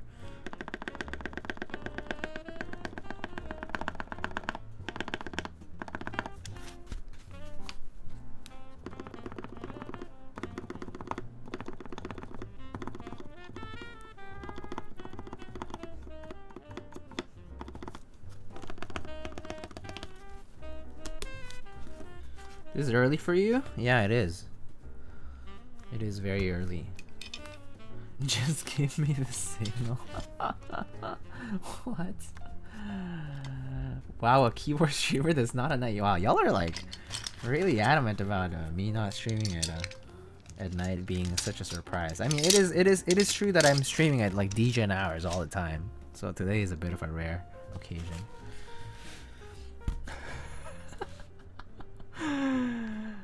Lighting keyboards actually knows what switch is best for gaming. Yeah, totally. That kind of sounds nutty already, but I don't know if that's because of the foam. It definitely is the foam exacerbating it, but I use the foam on purpose. The purpose of the foam for me is actually to make the sounds more pronounced, so I can hear any problems it has. Right? Because if it makes the sound louder, then I can hear the problems more clearly.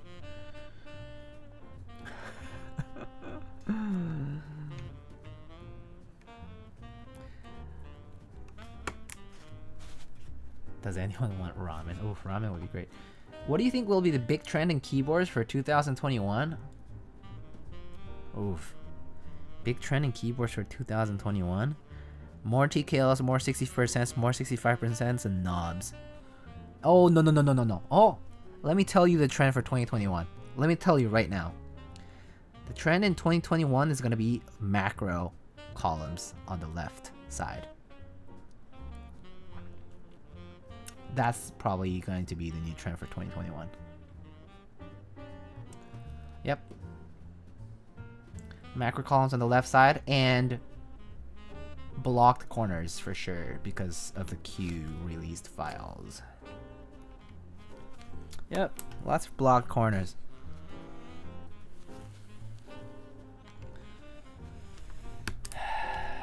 %65% blocker is the knob. I still don't agree with knobs on the right side though, but anyway.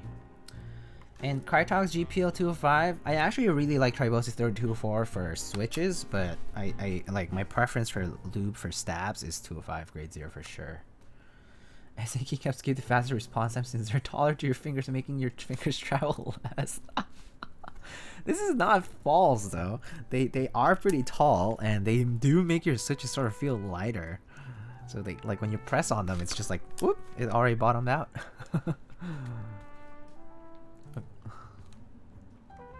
Okay, Swarm, don't be obnoxious with your spamming. Not really spamming, but you're just kind of being weird. Knobs are 2020, wheels will be 2021. Oh boy. Wait, F column 65% meaning 75s? Bad GMK ICs, knobs, and gasket mount 65%.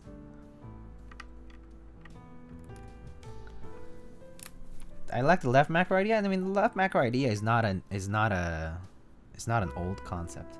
Okay, it's nice knowing you. Ciao. Bye, I guess. What keycaps are those? This is GMK Yuri. It's actually currently on group buy on Novel Keys. You can head on over to novelkeys.xyz.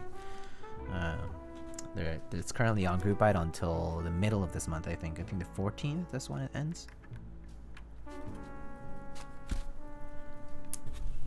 Link novelkeys.xyz, or just exclamation sponsors, I guess works. Novelkeys.xyz.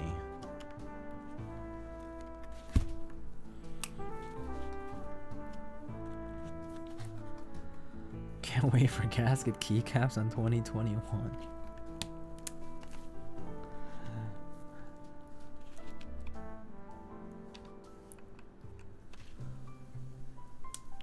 Tend to music a lot. When I want to skip a song, I have to take my hand off the mouse and use the FN key and then one of the top function keys. It's annoying. So left columns are the feature. I mean, that's why I have the macro pad set for my media keys, because I can just set off my left hand to do that. How do you spell that? Novelkeys.xyz. There it is. Someone linked it to you. Linked for you. Do you still have the first keycap like set that I bought on group buy? On group buy. What did I first buy on group buy? My first keycap set on group buy. No, I don't think I have it actually. I think my first keycap set on group buy might have been what it might have been MC Rebirth and XDA something, the one that Keyclack ran for the first time. That one was, and I sold them. I sold XDA pretty much immediately after I got them because I hated the profile. After I got it, I was like, I hated the texture and the profile because it was just too flat for me and the texture was too grainy. And then the MC Rebirth one never happened, so those just got refunded. Mute mount is getting traction for some reason. Well, I mean, what do you think for some reason? Rama is pretty popular. Soran, hello. Okay, I'm getting it. Nice. Nice. Alice layout, but with the ThinkPad mouse nub in the middle. That's an interesting concept. That would be kind of weird. Nub in the middle of an Alice. Yeah, that would be pretty weird.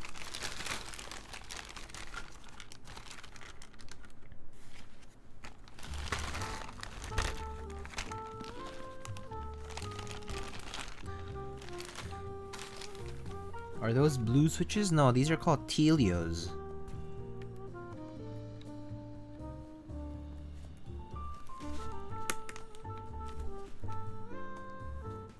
These are called Tealios switches. Are made by Zeal PC. Or Gateron rather, but you know, Zeal PC is a seller for them.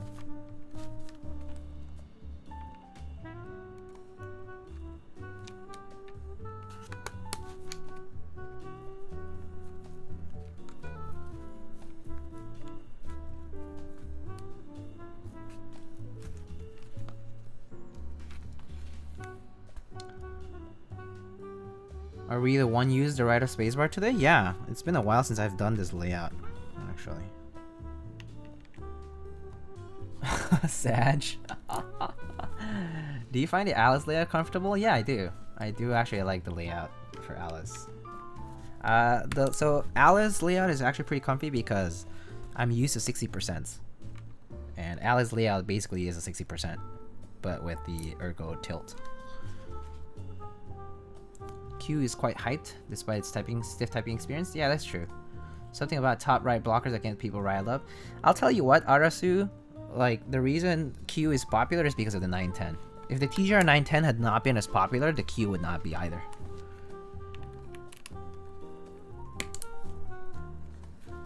Also, people like the idea of having like a logo. that's like framed. A framed logo is what people like.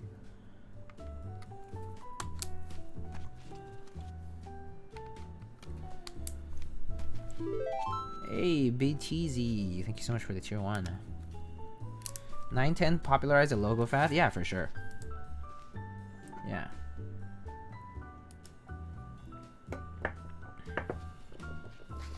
Yeah, definitely set a new trend. My first group buy is GMK Olive. First I received Metropolis because it was extra. Back in the day when extra was still obtainable. Those are good sets, both of them. Also, that kind of shows how like relatively new you are, I guess. GMK Olive, that's pretty recent. Name set right first try, really? Oh, nice. BTZ. Okay, I spent all my 13k points for you to do at least 2 push-ups. Sure, you can spend. What do I have for rewards right now, or what do I have for point usage? Oh, I see. Yeah, sure. You can spend 10k points and I'll do 10 push-ups.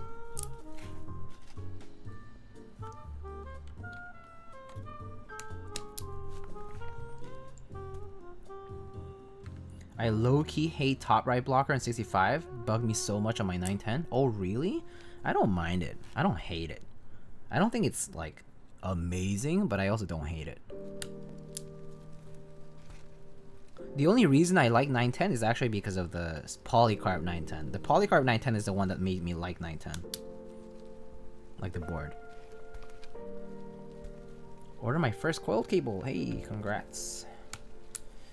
Are there HHKB layout boards that have logos where the logo is on a normal HHKB? Trying to think. Yeah, there is one. It hasn't come out in the West CG, but the Matrix is called the Matrix Lab Falcon. It's a new 60% Matrix Lab keyboard, and they have the Matrix Lab logo on the lower right. Yeah. Other than that, can't think of a different one right now. Do you guys know any other ones? Let me see. I mean, you can always use like a metallic sticker. Yeah, I can't think of many. Yeah, the Matrix Lab 6XV or whatever, Falcon, yeah, that one has the logo on the bottom right. Haven't seen any others. I think most MX HHKB boards tend to leave the corner blockers blank. Also, MX HHKB, as you know very well, CG, it's gonna be they're what is that? They have symmetrical blockers, whereas the original HHKB has a longer blocker on the right than on the left. So imagine not using 4 blockers on the 65, kind of sus.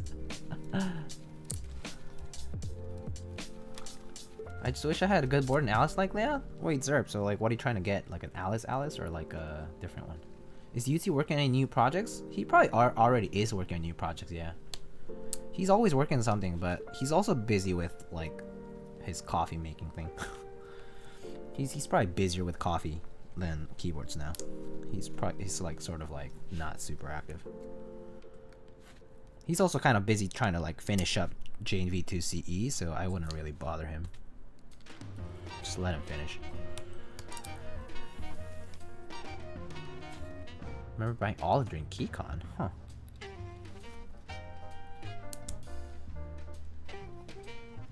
Do you say 10 push-ups for 10k points? Yeah, I said 10 push-ups for 10k points. The first time. The first redeemer, I'll give it for 10k points. Anything thereafter, I'll have to set a higher price. Probably like 50k or 25k or something like that. I don't know, how many does Nathan do? Is it 50k for Nathan? I think I'll do 50k.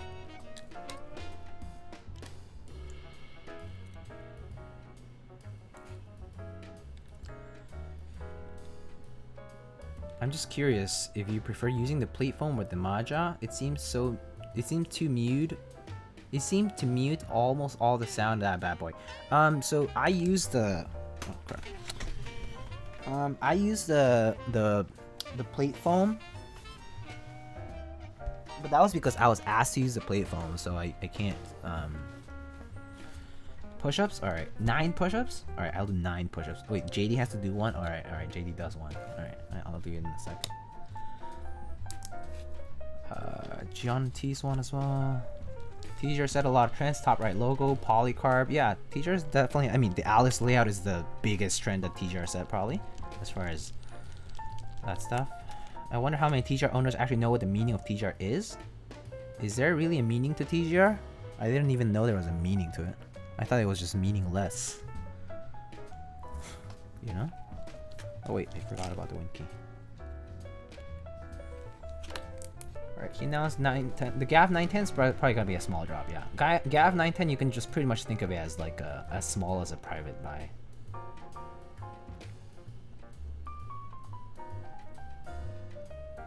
Ooh, cable shipped, nice. Alright. I just really want to start getting my collection towards being all HHKB layout. That's fair, dude. I think that's fine. If that's what you like, that's what you should do. Alright. You guys... Wait, can you guys even see me from here, though? Okay, how do I do this?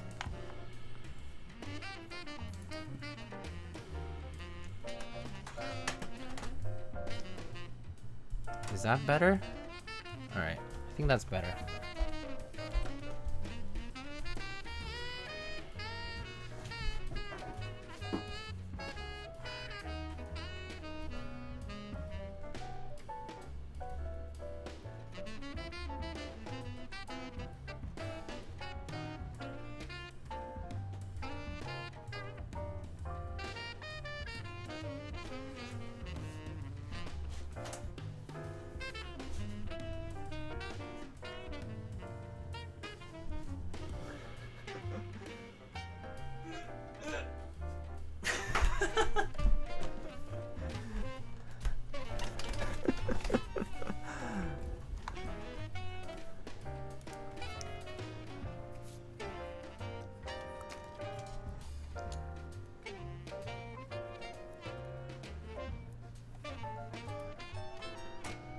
Alright.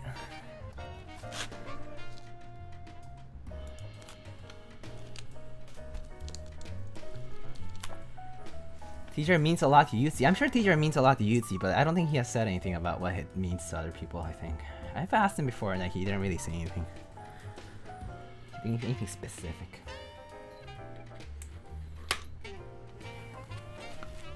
GD should exercise too.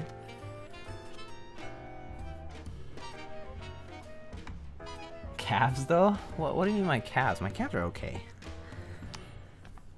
Alright, let's see.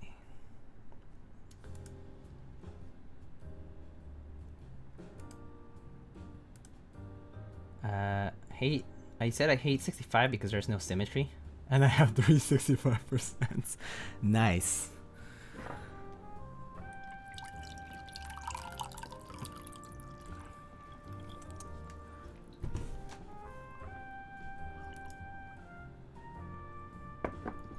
FR4 or PC plate for JWK linears. I recently built that Heine TKL1 with a FR4 plate and it was pretty nice. So go with whichever's more accessible to you. Tan 24. I think both are pretty good. Pretty good options. FR4 or polycarb, yeah, both are pretty good in my opinion. Alright.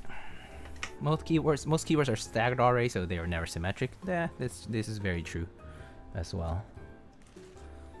Alright, let me turn on my soldering iron. Get my fan.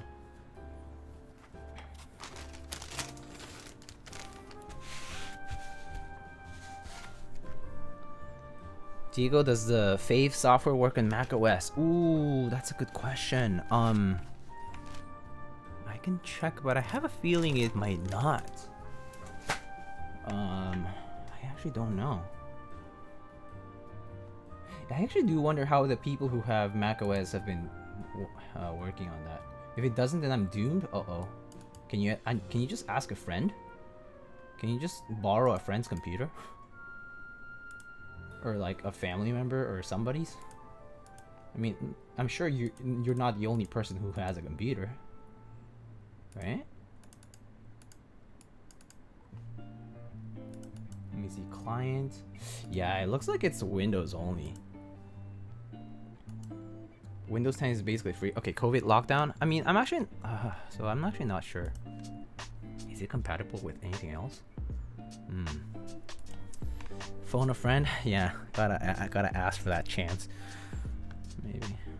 But yeah, dual boot, I guess, one way to go about it. Or a virtual machine, maybe. Virtual machine. Does VIA work on Mac? Yeah, VIA definitely works on Mac.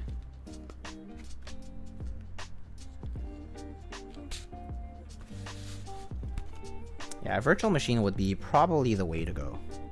Also, before I'm gonna start soldering, I'm gonna actually double check the spacing on this.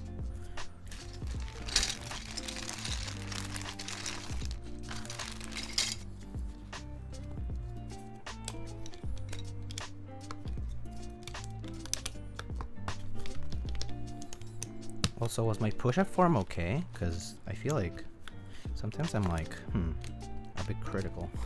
Not sure if it was okay. Okay, that works. VIA is compatible on Mac. Yes, VIA is compatible in other operating systems. Push-up form is solid. Okay, that's good. I'm glad because I feel like I don't work out enough lately, so I feel like I lose out on my farm. All right, let's get this going.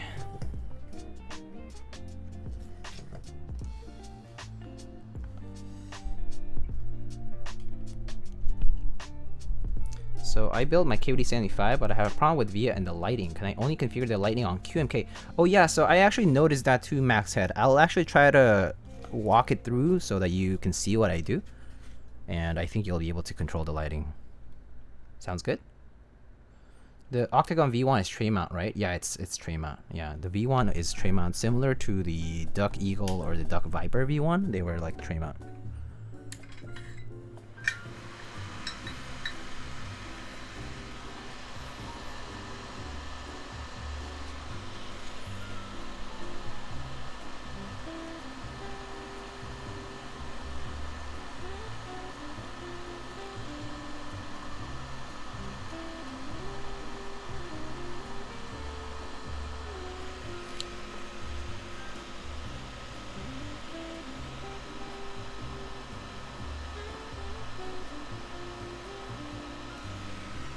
Sponsored talk time? Yeah, we can talk about sponsors if you want. We can just get it done really quickly.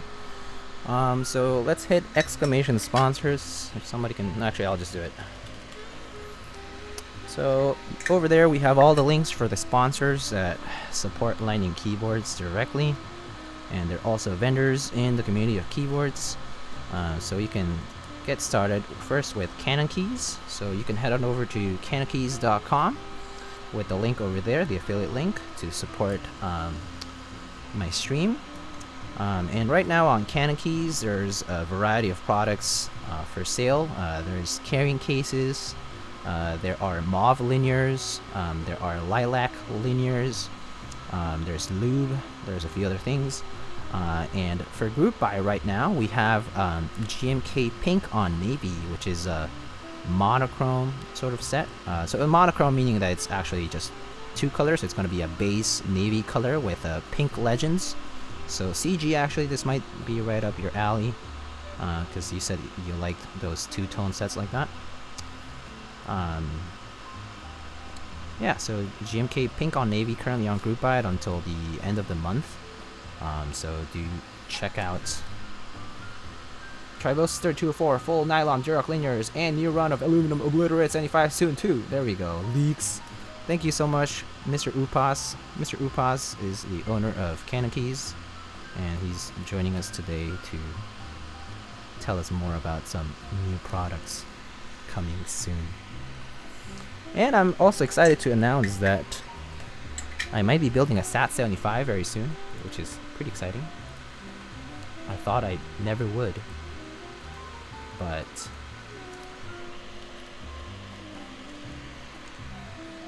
And I answered your question on PMs, Mr. Upas. I just said yes. Full nylon Durox nylon stems? I think they're palm stem nylon housings. Yeah. Alright. So I think that's currently on Keys. I believe I will be trying some of these new switches as well, so stay tuned for that very shortly. You fast join stream to get a reply from Diego. Diego just said he doesn't understand knob on the right hand side earlier. Yeah, I mean, that's just a personal preference though, right? The only reason I don't use knob on the right side is because I just think it's less productive for the applications I would need them for. Because like what would I use the knob for is what I always think about. And there's not too many things, and for the things I would, like for example, I would love to use a knob for like Photoshop or like for like Lightroom. I mean not Lightroom, but in my case Capture One. I would love to use it on the left side. But that's just me. But again, I think knobs are pretty like okay if you put them like on a macro pad. I think that would be nice because you can just put it on the side of the board. But I think on the left side, it's like where do you put it if you put it on the left side, right? At the escape key? No escape. Actually,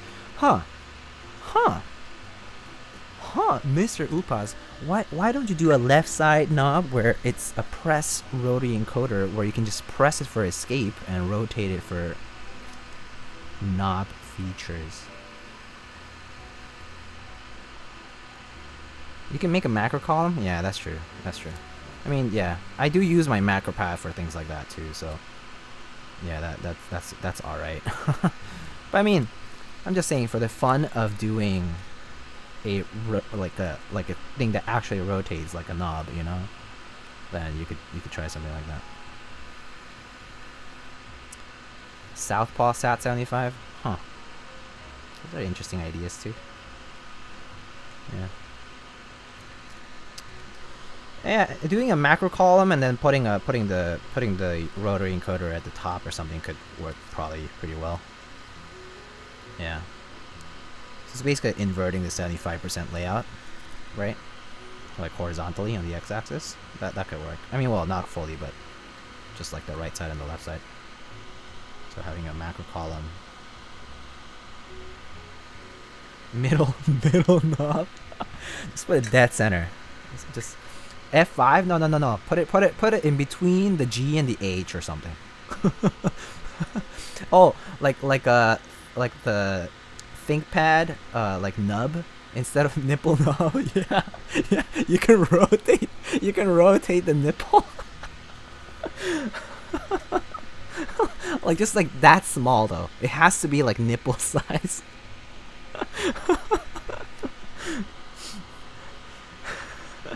Man, that'll go. I'm sure there will be a lot of memes in the community about that.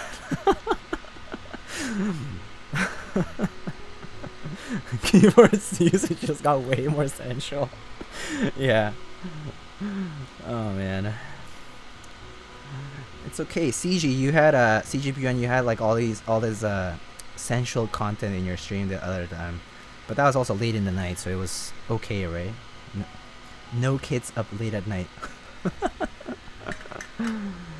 Need two knobs in the middle so it works mouse like Etch-a-Sketch. Oh, hey, that's a cool idea. Oh man. You got Lube, you got nipples. Oh wait, sorry, that message got auto-modded for some reason.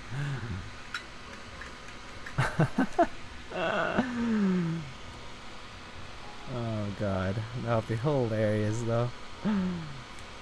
Alright, we have the next sponsor. Next sponsor we have is DixieMeg. You can head on over to dixiemeg.com/lightning. Currently you can purchase GMK Keycaps, which is currently on group buy until the middle of the month. And as you might have already heard, GMK 8008 round 2 is coming very soon. It will support 2 different base kit colors. There's going to be a dual modifier kit, and there's going to be other child kits that have widened support for other layouts. And yes, it will include mod pipe and mod tilde for you mod pipe and mod tilde enthusiasts out there. On Dixie Mech, you can also find a variety of desk pads. Dixie does restock desk pads quite frequently. He recently had a sale on Black Friday, Cyber Monday for those. They're back at regular pricing, but if you are interested in purchasing desk pads, Dixie does have a calendar for them for their releases and drops. So you can check out the website for more details on that. Next we have Mint Autumn. Jack Static, who is in chat, is the owner of Mint Autumn.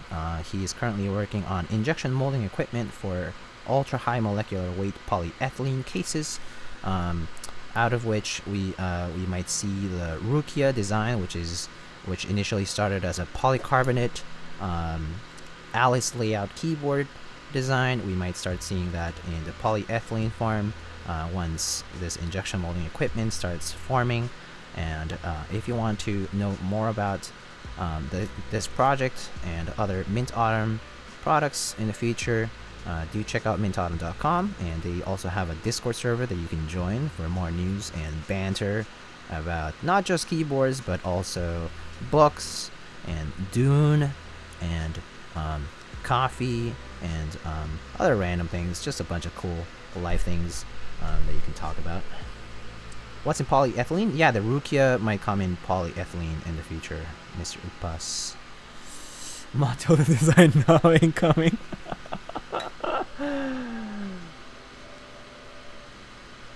Upas banned. Imagine just banning my sponsors, being like, oh yeah, sorry, you use mod tilde and mod pipe, ban.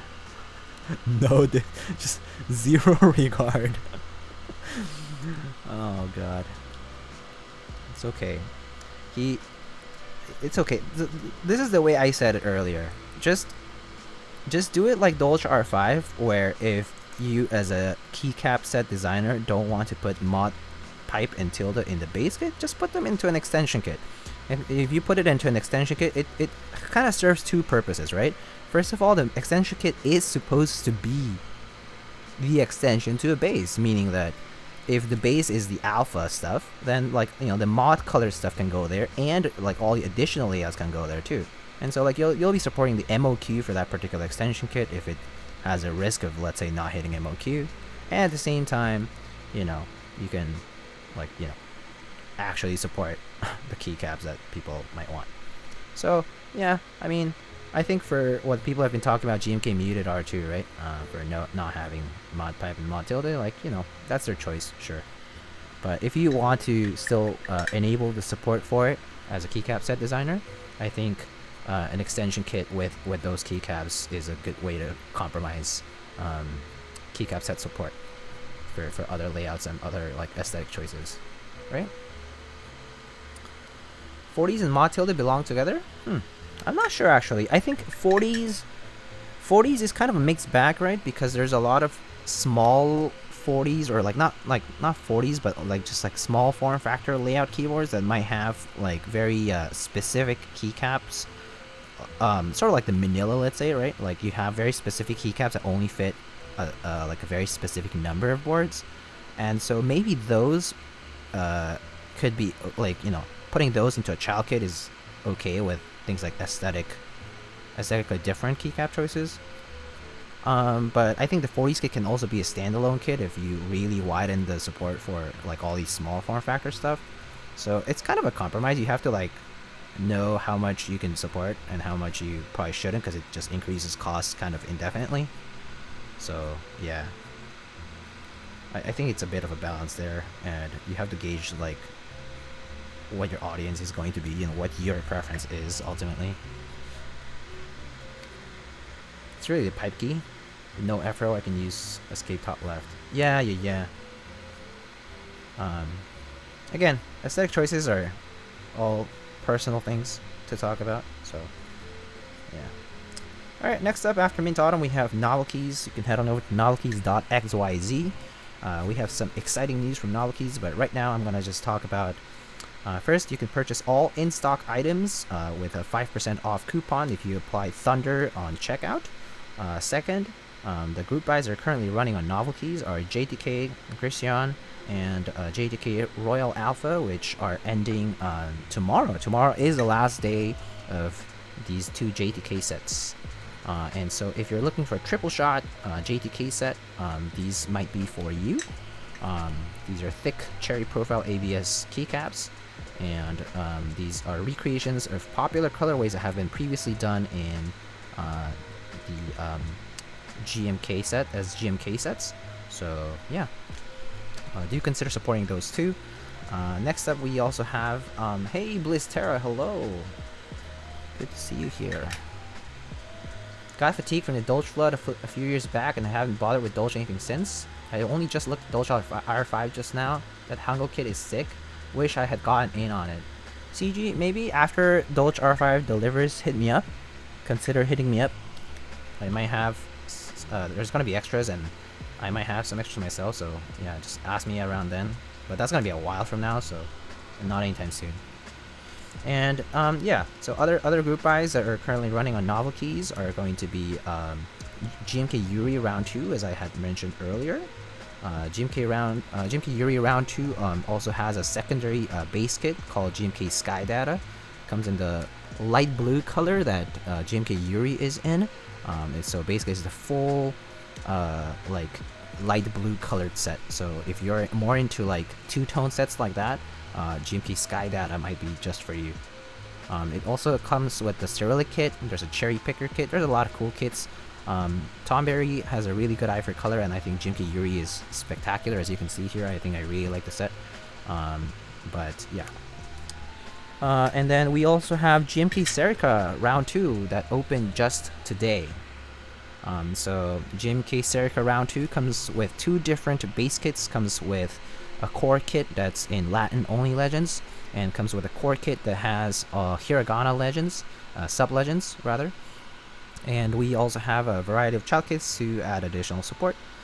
So do consider getting GMK Serica Round 2. It comes with revised novelties as well. And the pricing is really good on GMK Serica Round 2. We have core kits or base kits at $110 US for quite extended support with numpad and ISO support. And so yeah, I think it's a really good deal. So yeah, do consider getting Serica Round 2. It's finally come back for a rerun. So there's a good chance for you to get that set if you didn't get it years back. I want to use the Dolge R5 from you instead of signed. Just shine it all up. How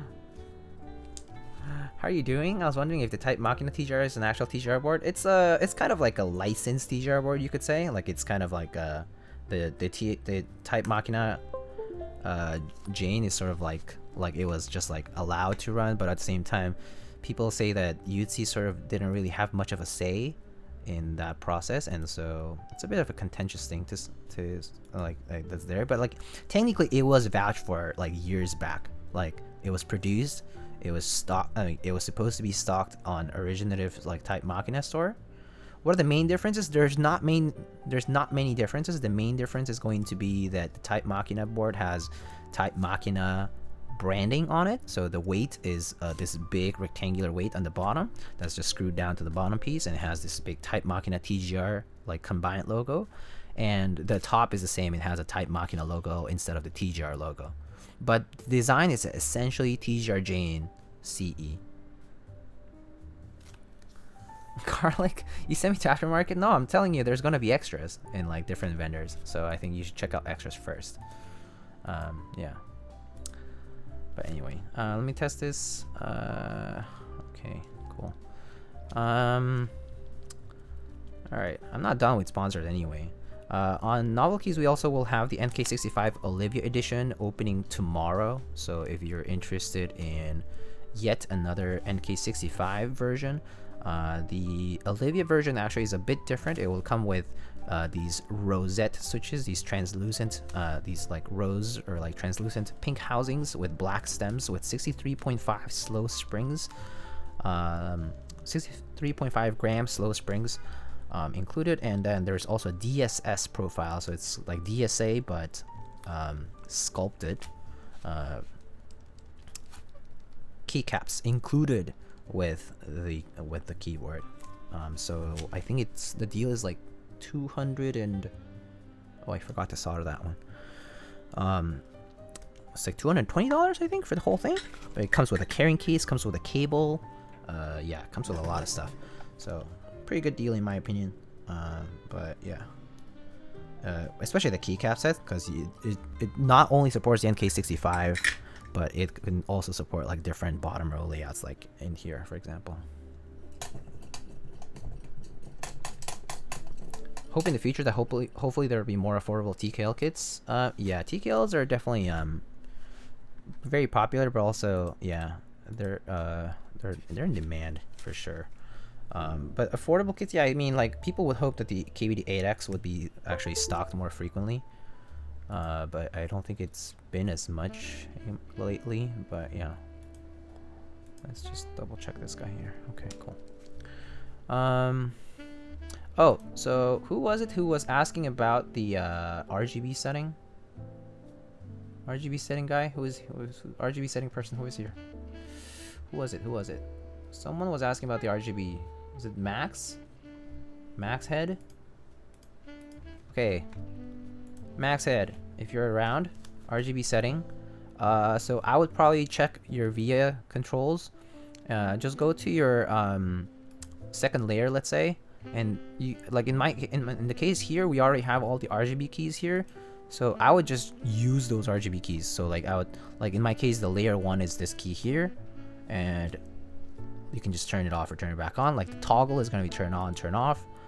Mode, hue, saturation, brightness. You can just put the RGB.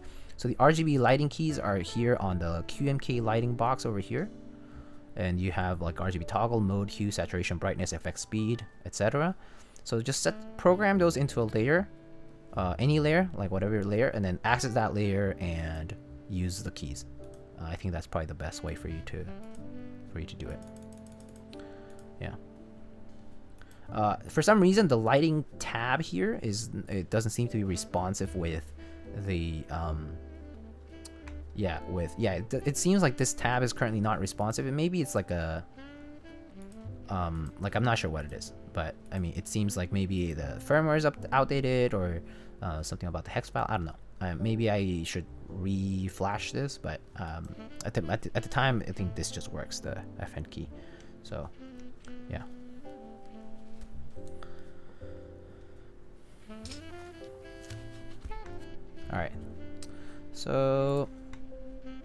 Alright, so that was novel keys. Next up we have Prime Keyboards, primekb.com/lightning, where you can currently purchase, let's see, Durox stabilizers, you can purchase silent alpacas, you can purchase loop stations and switch openers, and then the Meridian keyboard will be coming soon to Prime Keyboards as a collaboration with AIO3 in the future. So if you're interested in a 60%, that's sort of like the Alice, but not like, I guess without the 3 keys on the left side, on the left hand side, then the Meridian might be just for you. It has a very clean aesthetic, similar to a lot of AIO3's other boards. So if you're interested in that, you should check it out. Once it comes out, there's an interest check on Geekhack that you can check out for more details on that, but it should be in stock early in the year, in 2021. Do you also have the problem that the lighting stays on if I turn my computer off? I can't tell you, because I never turn off my computer. I literally never turn off my computer. Why are people willing to spend upwards of 2K for a TGR or Keycall? Because either they have more money than sense, or because they just have the money to spend. They're willing to spend it. That's all. Because people just want it here and want it now. You know, that's it. Like, people want it now. Like, that's pretty much what it is.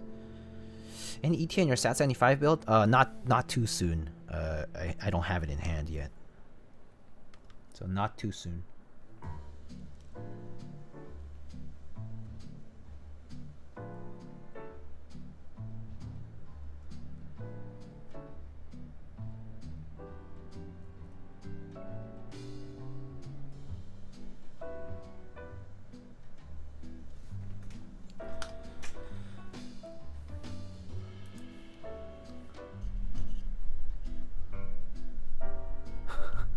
More money than sense, or just more money? Yeah, both basically, right? Even both apply. I don't know. I personally, even if I had the money, I'm just not the type of person who would spend $2,000 on a keyboard. I'll just wait for the next keyboard to sell for 550 or whatever, and just buy that. Why? Because I'm in the hobby for a longer time, right? I think that kind of helps. It's like I'm not in a rush to get a new keyboard as quickly. There's someone who was shelling out $5,000 for a Jane. Yeah, there's been people like that. What mount was it? KBD75? It's a tray mount. It's a tray mount.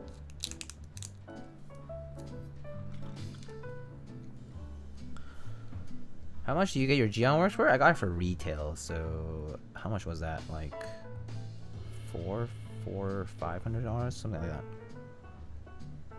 Like whatever he priced retail, yeah.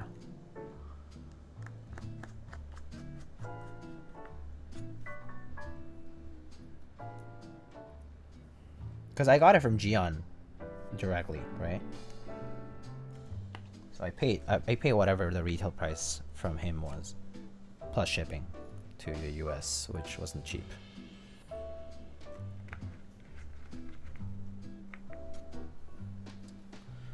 Is it worth lubing tactile switches? Yeah, it's worth lubing every switch.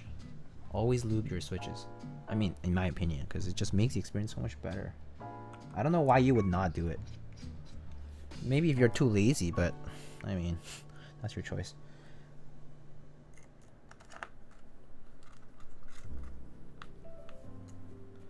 Currently on my board, I have used unlubed vintage blacks. Yeah, I don't like the springs on unlubed stuff too either, so that's why. I eventually opened them up because I would probably lube the springs at least. So yeah.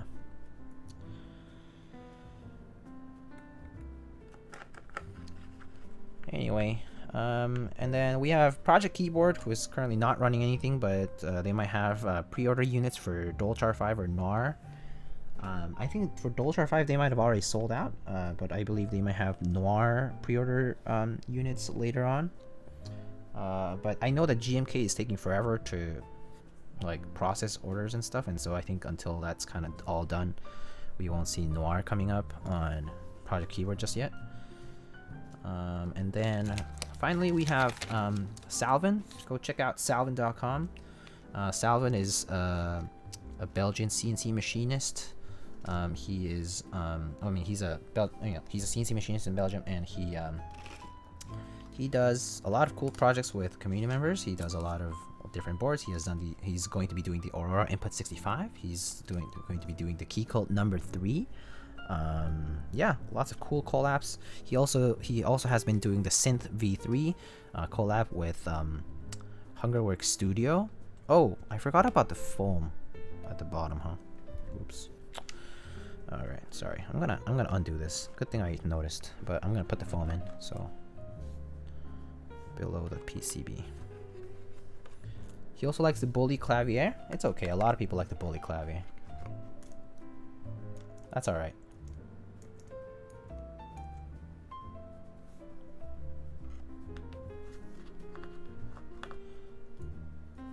I got a spot in the Aurora raffle. Oh, very nice. Congrats.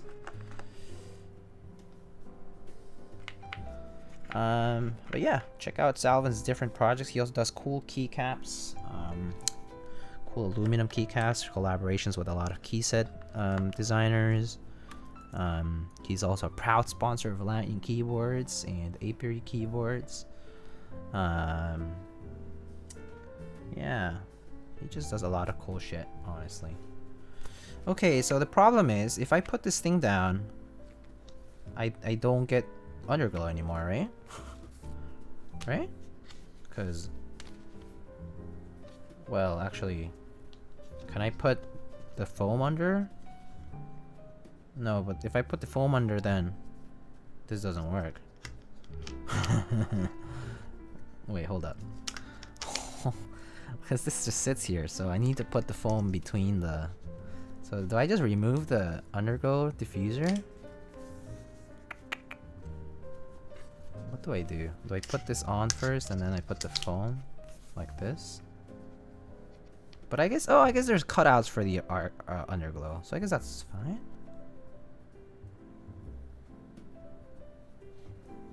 It's kind of confusing, huh? I put the foam under the diffuser, but does the foam work under the diffuser? I guess so. It fills out the space. All right, let's put the foam under the diffuser then.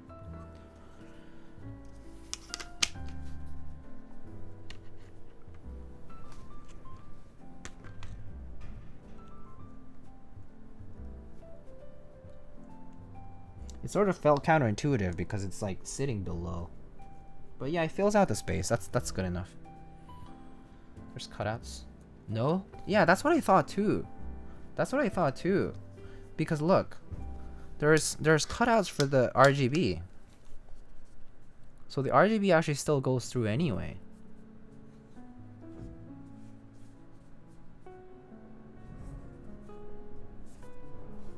Like even if I put it here, you can still see the RGB. Right? Put it on top. Yeah, that's what I was thinking too. Because if it's in contact with the PCB, that's how the dampening is going to happen the most. Yeah, I think this is the right way. This is the way. This is the way. The way fans way. Foam first. No. I'm gonna do this, and we're gonna see what happens. If I'm wrong, then you guys can scold me, but I think I'm right.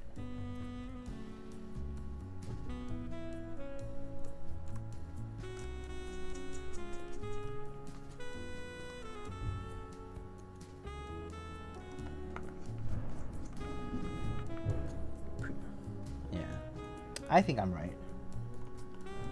Because you want the foam to actually do dampening, and if you want the foam to do dampening, then you want to put the then you just want to put the foam touching the PCB so that it actually like takes some of those vibrations.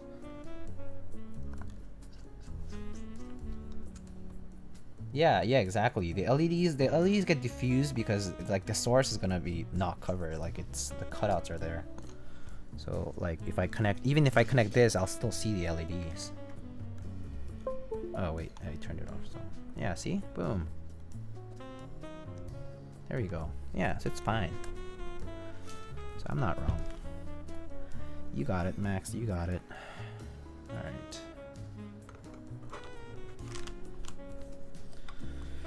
Yeah, I was asked to put the foam in, so.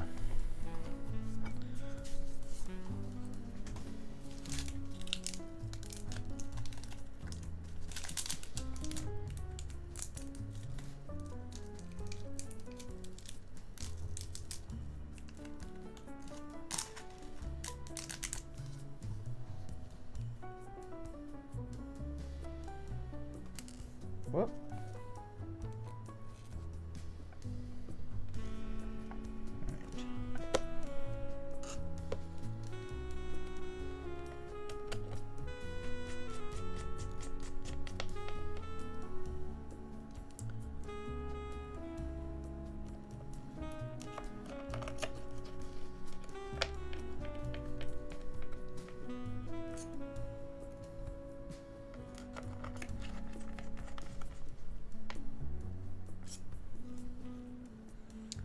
The brass weight should have been stocked like on the other boards. I think the price would have gone up a decent bit though if they did that, because they actually their prices are actually kind of low for what it's worth.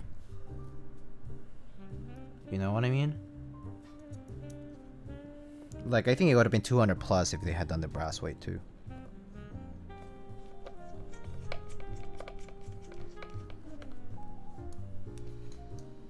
But I mean, I don't disagree with you. I think brass would have been nicer for sure.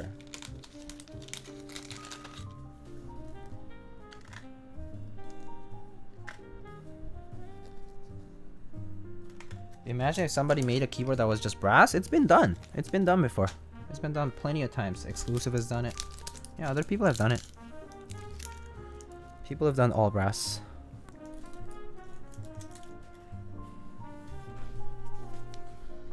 We are raiding Keycult today. Is Keycult streaming? Yeah, well, let's raid Keycult then. Later on. They're streaming. Alright, I actually have a keycap set in mind that I've been wanting to use for a bit. So, I'm gonna take that out. We're gonna be using GMK Eclipse. Hi there, quick question. I'm new to custom keyboards. I was wondering how possible it is to build something like a Razer Orb Weaver. Wait. Razer Orb Weaver. I don't even know what the Razer Orb Weaver looks like. So actually, let me look it up. Razer Orb Weaver.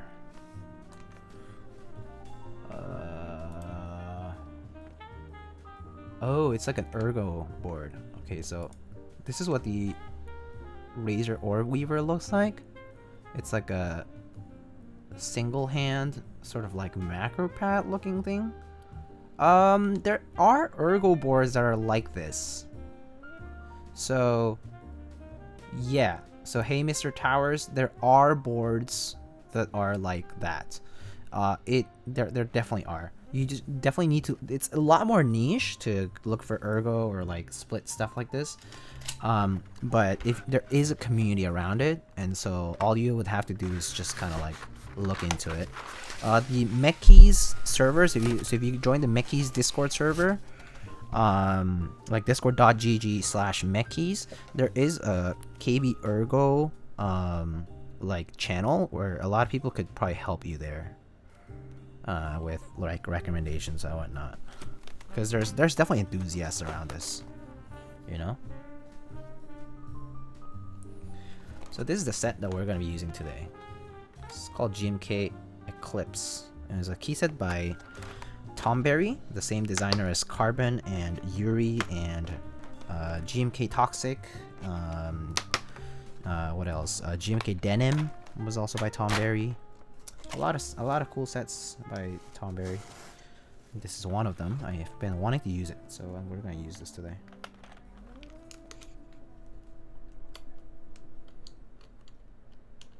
I think it's kind of underrated, so.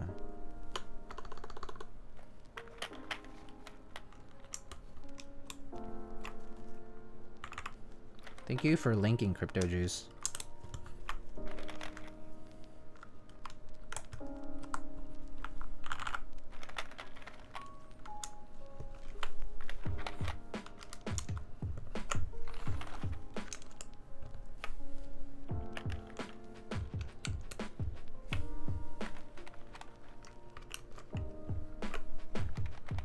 The link that I sent is a group I'm running? Oh, I see. For Ergo Split. Huh. Yeah, that Orb Weaver looks kind of interesting because it's basically like conforming to the shape of the hand, like the way you curl your hands. So it's a pretty niche, but there definitely exists stuff like that. I've definitely seen stuff like that being made. People who are like into steno also do that stuff too.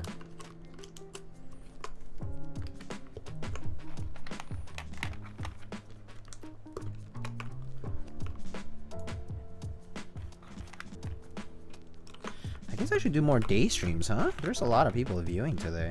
I'm very surprised. I guess, I mean, then again, I definitely do stream too late at night. Way too late for most people. I'm a degen. Camera wobble? Yeah, camera wobble is normal. That's my fault though. That's because I don't use a C, like a proper C stand.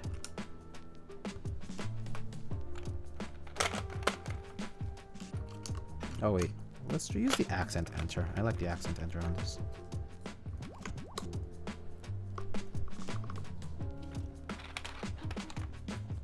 EST mornings are late PST. I think EST mornings are too late for, I mean, too early for PST people. And actually too early for people in the other side of the world. Like, for example, like, I think Gawk was saying it was like 9 AM earlier or something like that for them. So 7? I don't even know. But like, if it had been any earlier, we would have been missing that. EST afternoon is good, yeah. EST afternoon is good if I'm available, but EST afternoon is tough to do stuff during because I actually have work during the EST afternoons normally. Today I'm kind of free because I just have the schedule to adjust. What do you work as? I do research. So I'm a bit flexible because today I don't have a experiment or anything. I'm just gonna run. I'm just gonna be working like tonight. I'm from Germany. It's 10 p.m. here. Yeah. So I mean, EST afternoons actually work great for most people because, like if you're in the East Coast, you could maybe like watch from work, like, and then nowadays because it's like work from home, and then same with PST, right? Like you can watch in the mornings, and then there's gonna be people who are in like in Europe, it's gonna be like nighttime for them. It's and then yeah, you know, you get the idea though. Ortholinear Afro numero. I mean, that's how it is. This is the way the original layout for you know, this is. All right.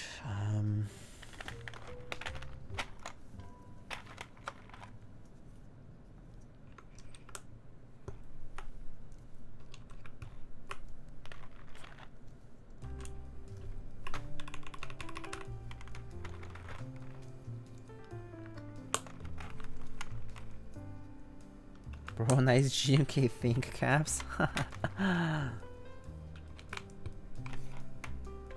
Yeah, huh?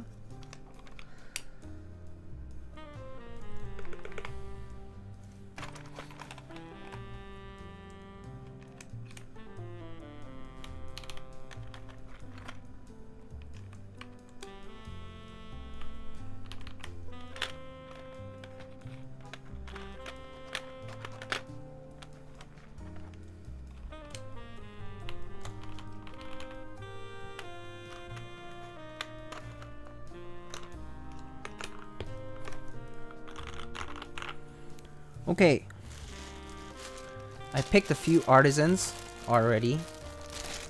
Make this efficient today. I want you guys to pick from here. I just need you guys to pick 2. Oh shit.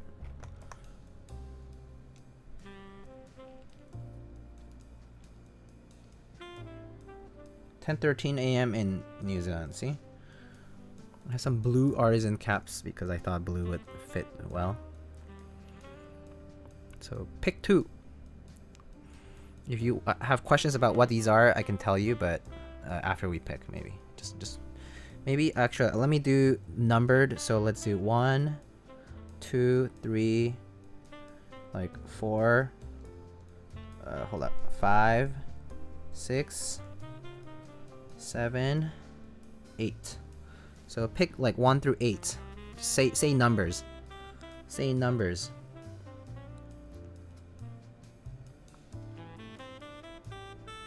There's 7, 2 7s. Huh, 7 and 8 seem popular.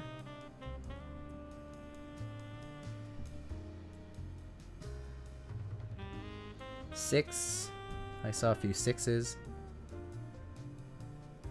1 and 7. Okay. 3. Alright. I think I'm gonna do actually 1 and 7. Oh, 1 is a good choice too, though. Alright, so 7 is definitely gonna go in. And then the other one is between, I think it's gonna be between, between 6 and I think 1 and 8. So let's do between these 3. You can vote between 1, 2, 3. 1, 2, or 3.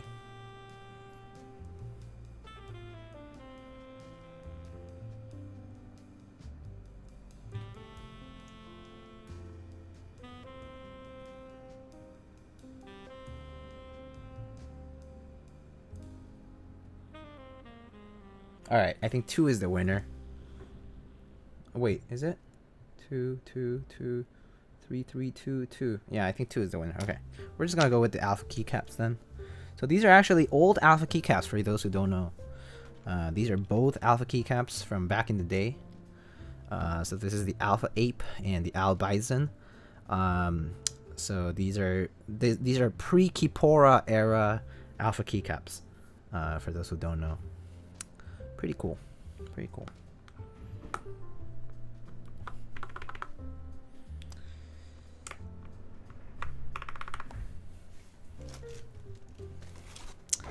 I know that I think I would have also chosen number 2 Jeff, and I mean I would have also chosen the mummy, the Sat mummy.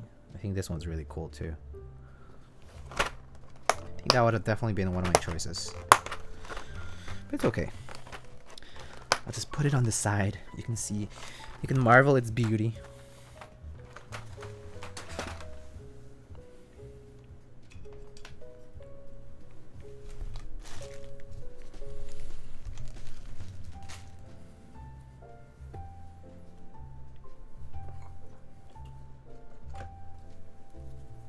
That's what I meant to pick, but mix them up. Oh, no worries, dude. I know what you guys wanted to pick. I saw your choice. I know who's picking what for what reasons, because I know you guys' preferences.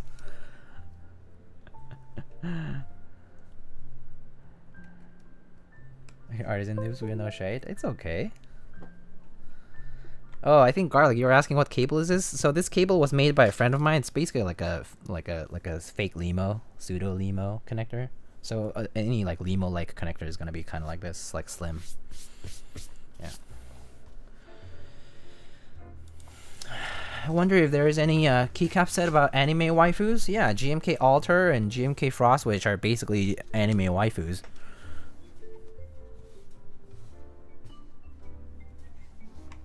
Right? So it's a bit bright, huh? There's no wrong answers with miniature figurines. A man of culture. Turn on the RGB. Cool. Although you can't see it from the top.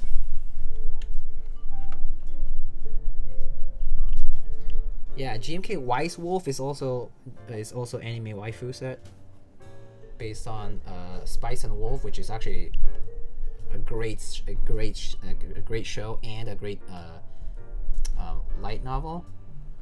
I actually really want to finish the light novels for that one because the series is really good. The character development is great on it. It basically reads like a novel, so it's like really nice. But you're right. You're right. A lot of anime waifu base sets. For sure. For sure. Alright, let's say one Huey away. I can't see. Oops, a little bit too big.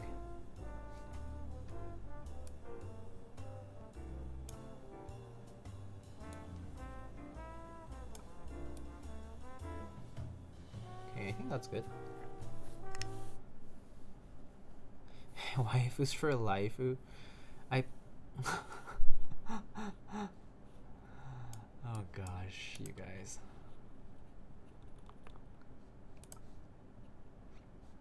Okay, alright. So here we are.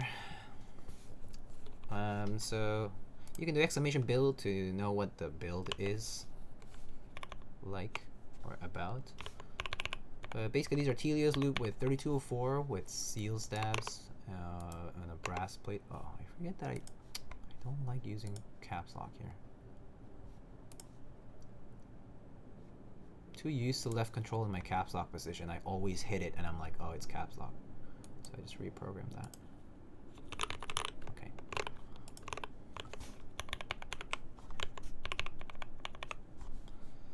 Filmed? Yes, TX filmed. TX filmed. Alright. Here goes.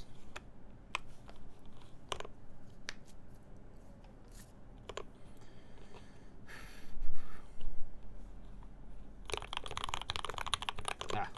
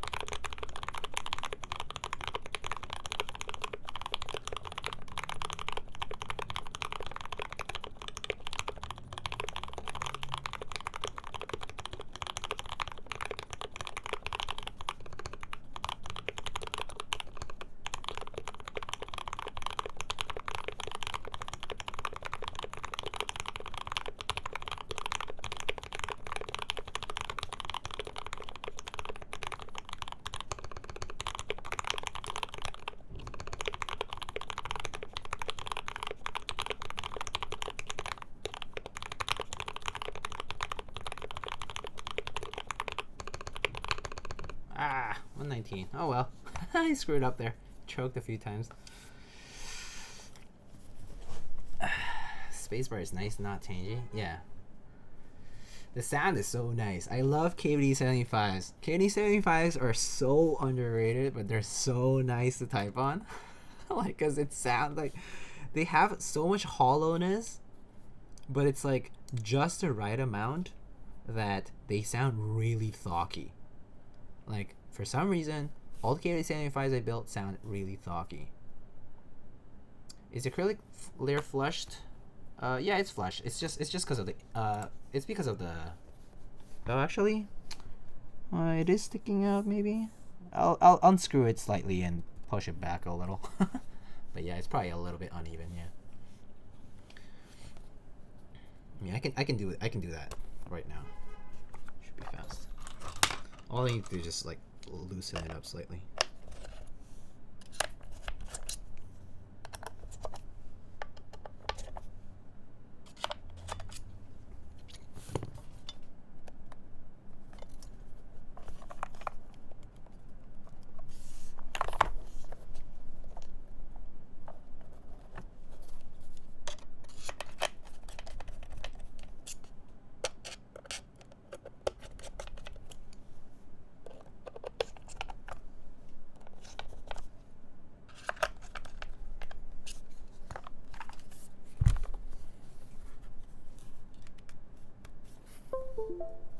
Oh, I guess it's still not the same, huh? Wait, oh, did I push the wrong side in? I think I did.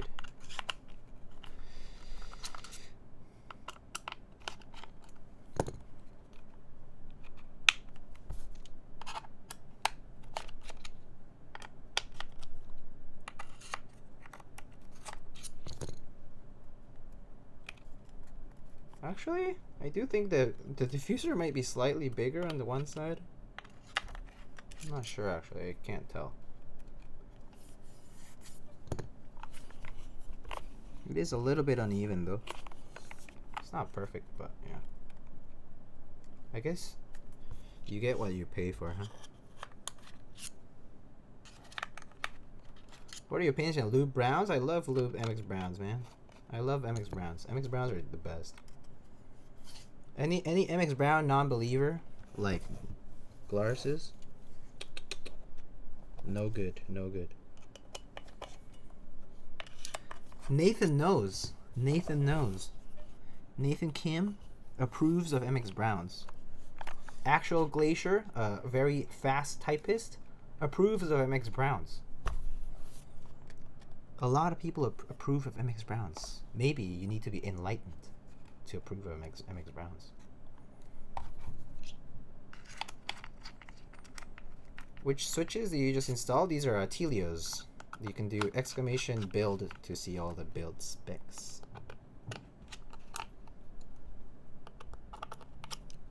Oops.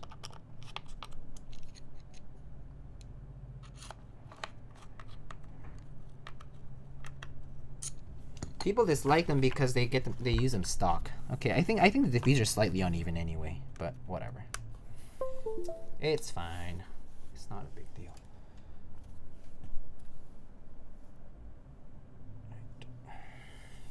I prefer Ergo Clears. Yeah, Browns, Ergo Clears, they're both different. I like both for different reasons, though. I like both for different reasons. Alright. We can try this again. What's wrong with low totality? Yeah, nothing wrong with it. But yeah, I mean, stock Browns kind of suck. Yeah, for sure. Stock Browns suck. You need to modify them. I like modifying them by putting a heavier spring and by lubing them, so yeah. Alright.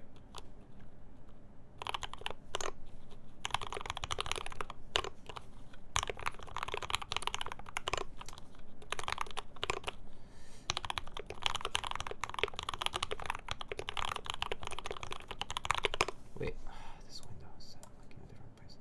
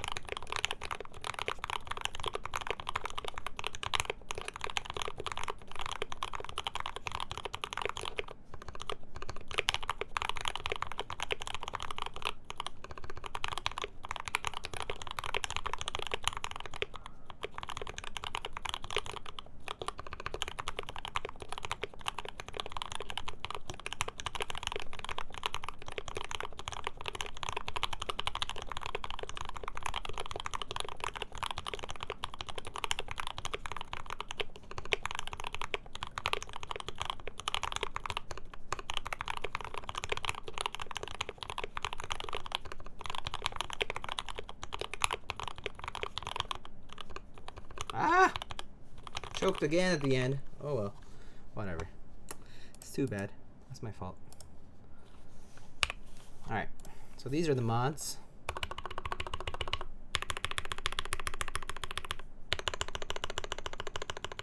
Have a great evening. Have a good one. Sounds good. Thank you.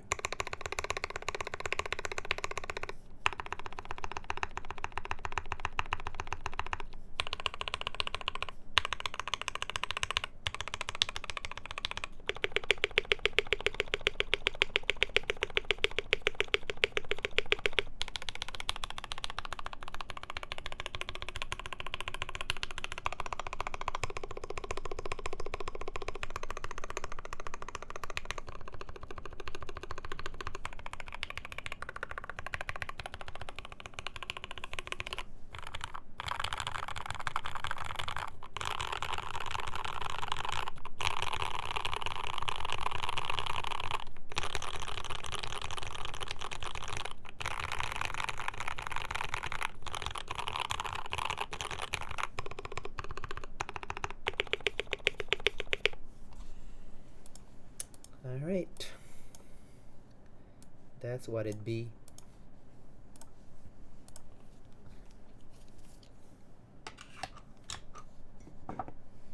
Sounds like foam. It's good sound for $160, yeah. Janky. Are Tribosys and Crytox made by the same parent company? Yes. Yeah, you could say that. Just two separate product lines? Yeah, there's two separate product lines. Tribosys you can only obtain through contract. So they're actually basically like licensed out. So basically if you are selling Tribosys but you're an unauthorized seller, it's technically illegal and you can get sued for it. Whereas Crytox is more accessible. Dolchar 5 on Zenith? Yes. What contributed to this stockiness is mostly the case. The case is pretty hollow. Yeah, the case does contribute a lot to hollowness.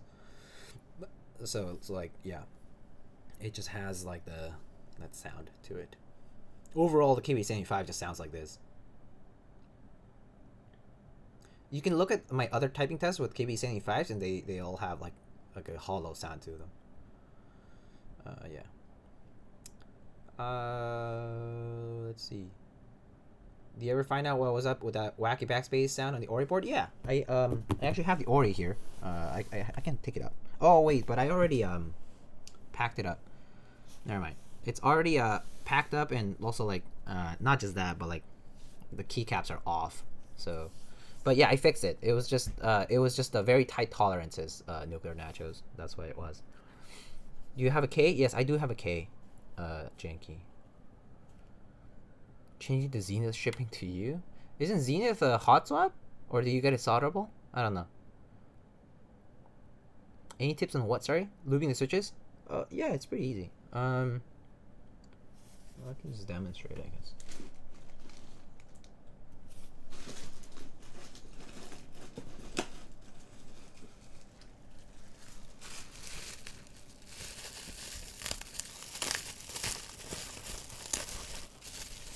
Yeah, so lubing, pretty simple, right?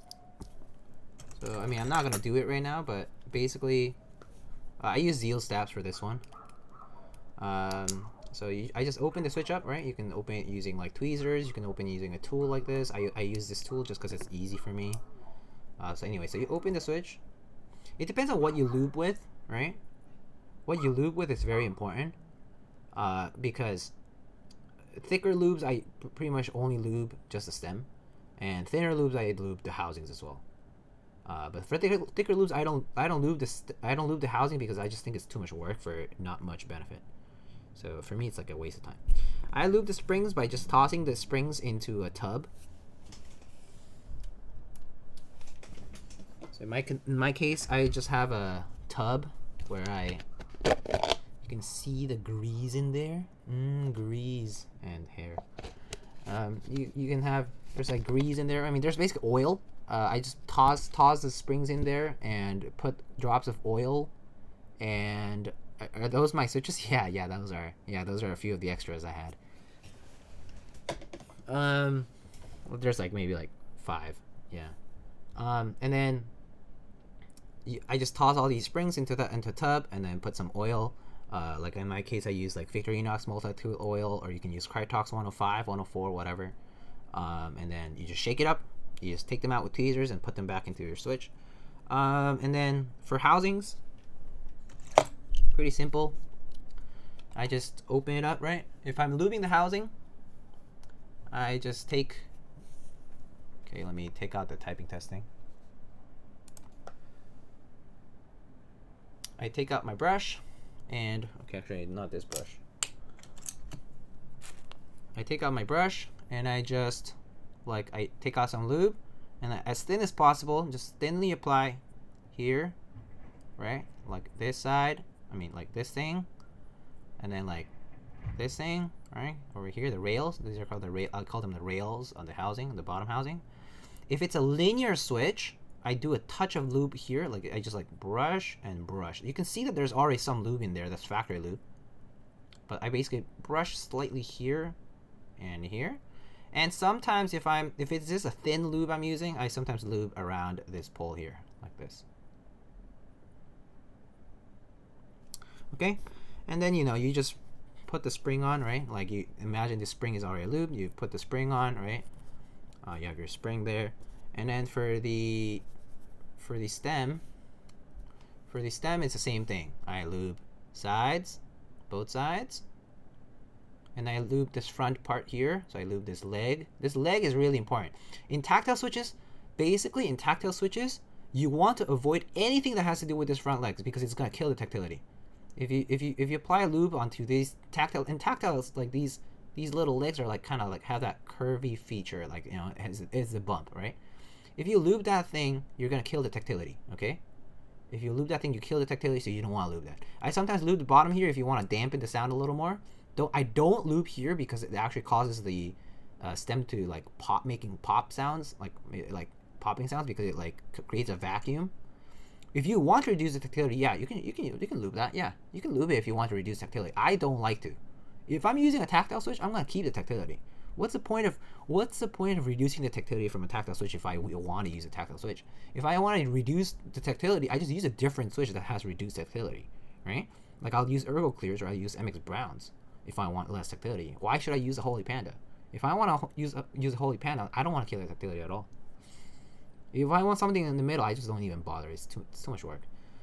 So anyway, yeah. So I like lube all this, right? Lube the front, lube the sides, right? Sometimes lube the bottom here, like this side, this bottom part here, these bottom parts, and that's it. You just put it on the spring, and then you just close the switch. Boom. Right? I didn't lube this, right? But that's basically how it is.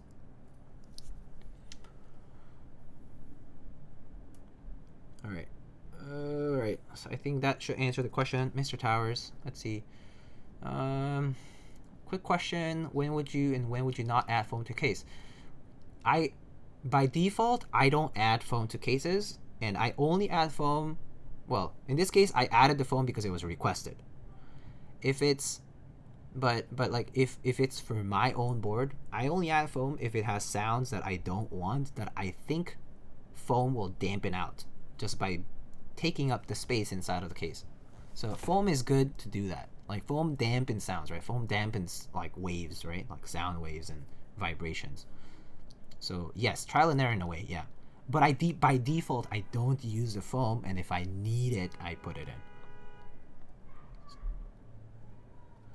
Yeah, so for me, foam is an add-on rather than a necessity. I personally think that cases that require foam to sound good probably aren't great boards, because they're not designed with sound in mind. That means they're relying on foam as a crutch. But, that's just me.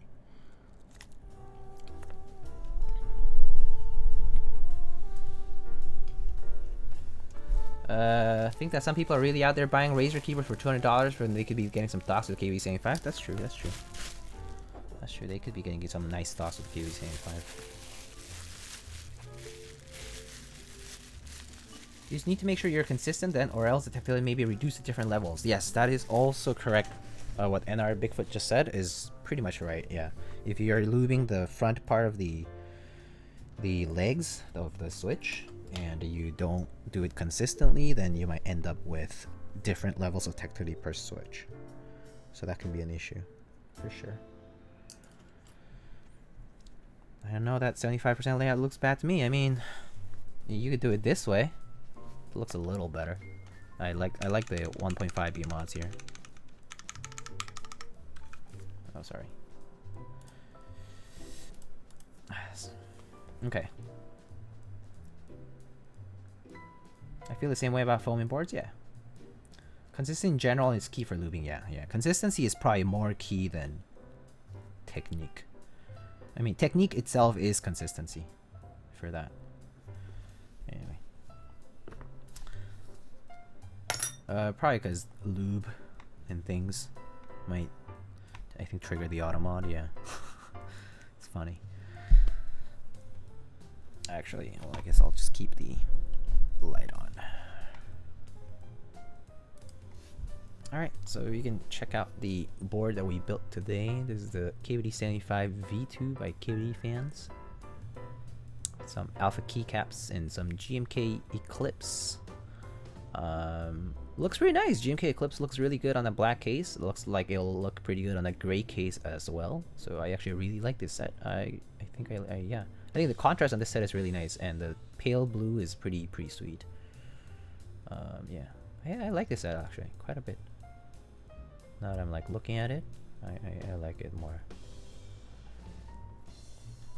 This is the RGB on the board. Of course, the RGB looks a little bit uneven, but I think that's just a product of the. It looks more even in person. It looks less even in the camera because of the capture rate, probably. Right, like 60 hertz, like flicker, for example. And I'll do this. This is the side. Of course, the side seems not covered by the RGB. Actually, I don't think there's an RGB LED there, which is why. But anyway, you can unplug it for now. That's what the side looks like. This is the bottom.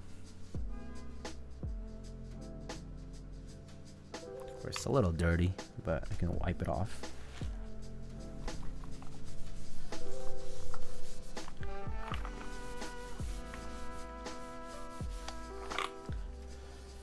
Sorry, 10 peaches. I think that got auto-modded because of lube.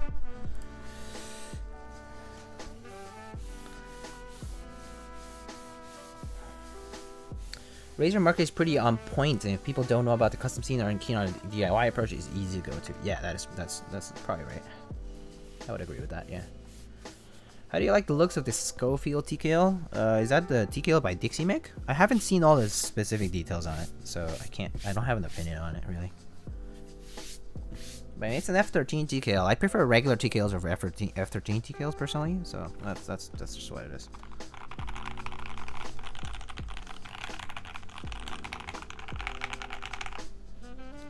And this artisan that we didn't use today, but this is a Sad Mummy by, I think, BFG Keys. I forget what his maker is. Maker name.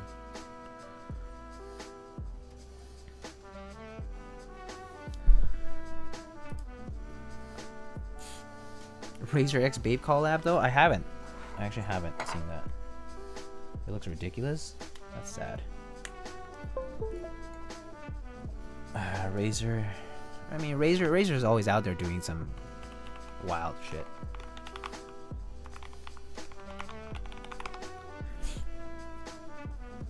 Razer X Babe peripherals and apparel exclusive collection. Let's check it out.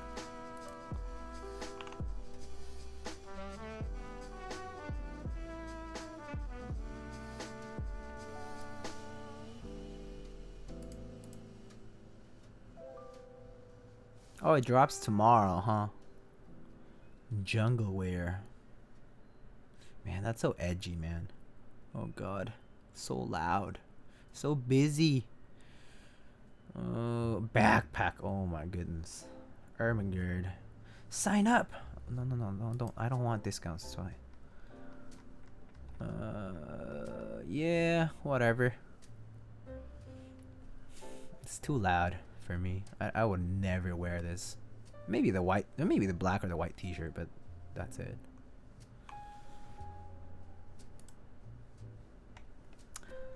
Thoughts on the KB67 Lite and K65 or KB67? Whichever's more accessible to you. I think both are pretty much the same. Like they're hot swap 65%, right? I mean, I prefer the NK65 just because it comes like it's like also like domestic shipping, and the prices are pretty good. So yeah. Lighting Silver Ape collab when? What headphones do I use? It depends. So these are my headphones. So I have the Shure SE215 for my IEMs. These are my IEMs. My Shure SE215s. For wireless, if I'm like on the go, like especially like if I'm at work, like doing just or like at the library or something, I use my Sony, the WM, where is that? Or I forget. WH-1000 XM3s. Always curious whether there's someone out there collecting all versions of NK65. I'm sure there'll be a good number of them, yeah. If I use open back, I have the HD6XX. If I use closed back, I have the Fostex THX00s. Do you have any Hypebeast clothing? I have zero Hypebeast clothing. I don't care for Hypebeast clothing at all. Because I don't even think it's like high quality, so I personally don't care for it. And I also personally I don't care about the branding. I think it looks bad. I prefer like more blank stuff. I'm like a normcore guy. I like wearing Uniqlo. What are the in-ear ones? The in-ear ones are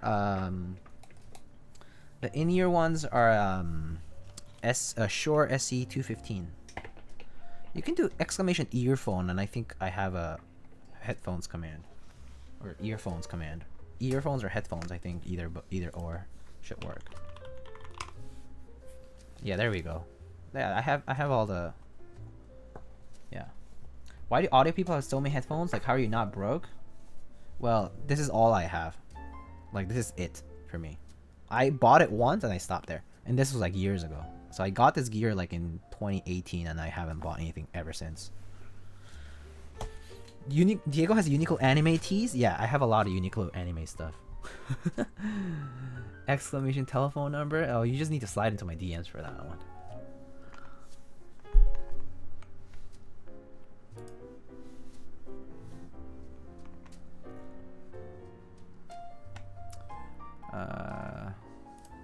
Alright.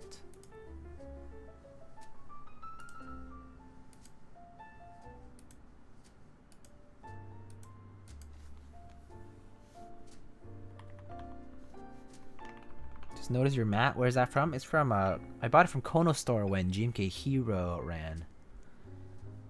I just have Apple earbuds and Cloud 2s I got for free. I mean, that makes sense. I mean, then again, Nuclear Nachos, you're in school, right? Or are you in school? I don't know. Are you in school? Of course, if it's different if you're in school. I mean, I'm in school, but I also had an income before I got to school. You know? Like, I saved money before I got to school. Like, I worked before I got to school, so yeah. I had disposable income before I was here. When I got into keyboards, I had a lot of disposable income because I had sold all my photography gear, which was worth like many thousands of dollars. And I also was doing a lot of photo gigs a long time ago. And so, yeah. That was a good source of income back then. And then I gave it up because I just started not liking it. And so, yeah. Just become a software engineer. Easy money. COVID killed my job. Getting a 6XS Modi Macne stack in a few weeks. Oh, nice. Sorry about the job, though. Am I a daytime streamer? Not really. No, not really, Rivius. Today's the exception to a rule. Sure, SE215 IEMs are expensive here. Yeah, I think in the US are $100 plus shipping and tax. It's like 120 maybe.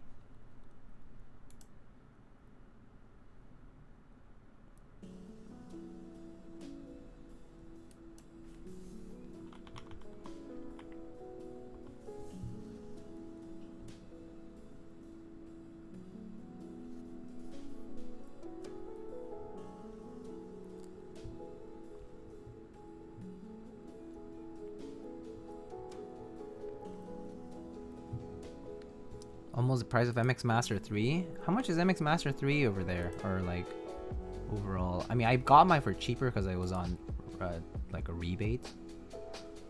But yeah, I forget what the retail prices are normally. Do you have an MX Master without a USB dongle? Or do they? Wait, what? Wait, what?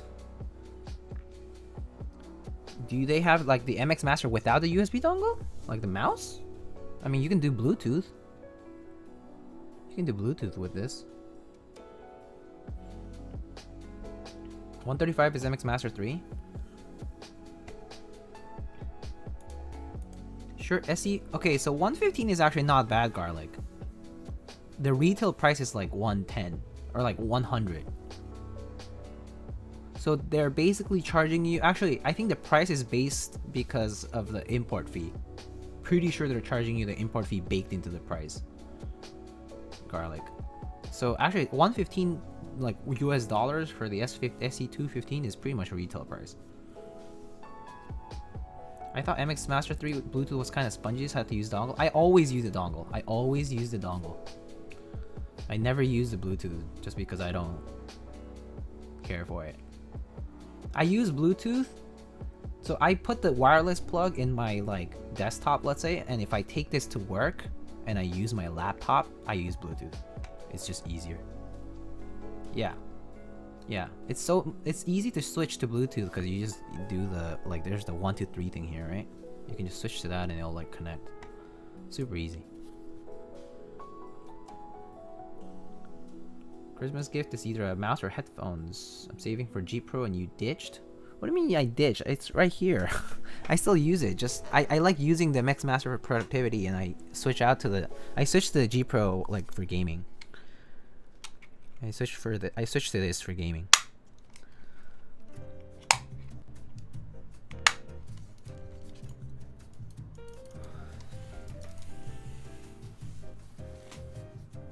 But it's just because it's a little lighter, more comfortable. All right, is Keycaps still streaming?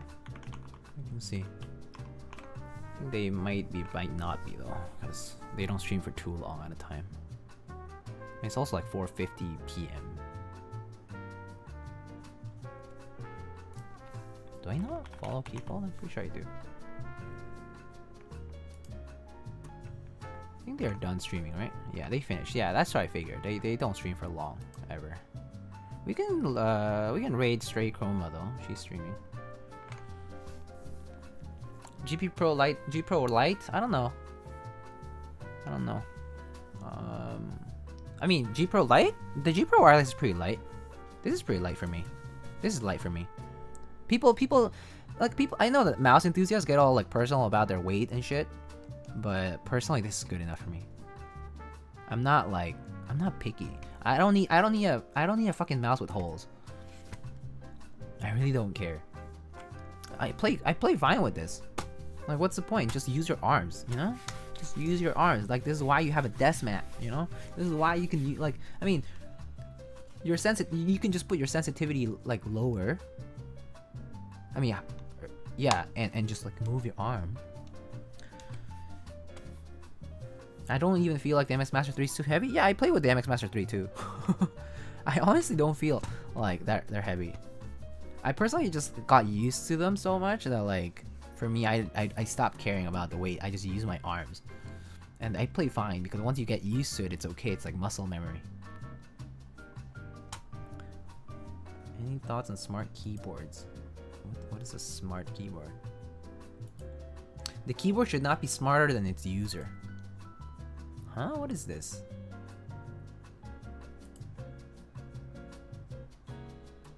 What? I have no idea what this is. What's smart about this? It has a screen on it? Is that what it is? Because otherwise it doesn't look any more special. Yeah, I wouldn't care for this, no. Just has a screen on it or something like that. Or like a Raspberry Pi or something. Meh. I'll just have it separate. Why move your arm when you can wreck your wrist playing FPS? True. True. I'ma go take a walk. Sounds good. Nuclear nachos. But yeah, I mean, yeah. I'm the kind who doesn't buy things if I don't need it. Like I just don't care for. I don't care for upgrades as much. People are always like about upgrades. Like the new video card came out, let me upgrade. The new phone, a new iPhone came out, let me upgrade. I really don't care. I upgrade like every 3 or 4 generations. Like I'm on the Pixel 3a right now, for example, for my phone. Right, this is my phone. I use a Pixel 3a. I'll probably not gonna upgrade until like a Pixel like 6 or 7 comes out or whatever. You know, like I really don't care for it. It works. It still works fine. I still have the iPhone 7. Yeah, like it probably works really well. So like yeah, it's like yeah, it's just excessive. It's like excessive consumerism in that sense. I mean, keyboards are a bit different because you get the variety, and I personally like just enjoy the variety of switching out my keyboards. Artists are the only thing you need to buy if you don't need it. Yeah, if that's all you want to do, yeah. But yeah, I don't upgrade like my equipment too often. I think like the one equipment I'm probably gonna think of upgrading later is gonna be my PC. I'm gonna do a I'm still on my first build. Like I do PC parts list. Wait, no. PC parts.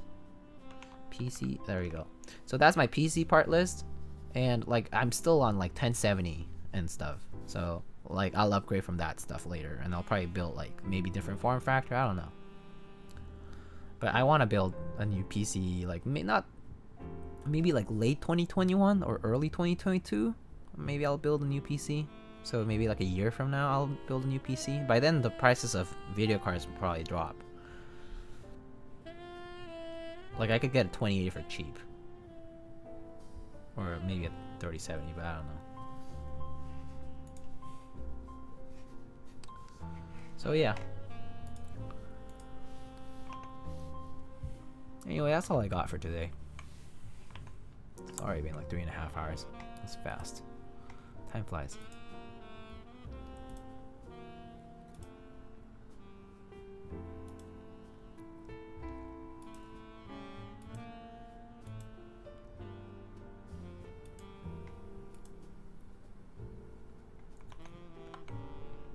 Alright, y'all. Well, I think that's all I got for you.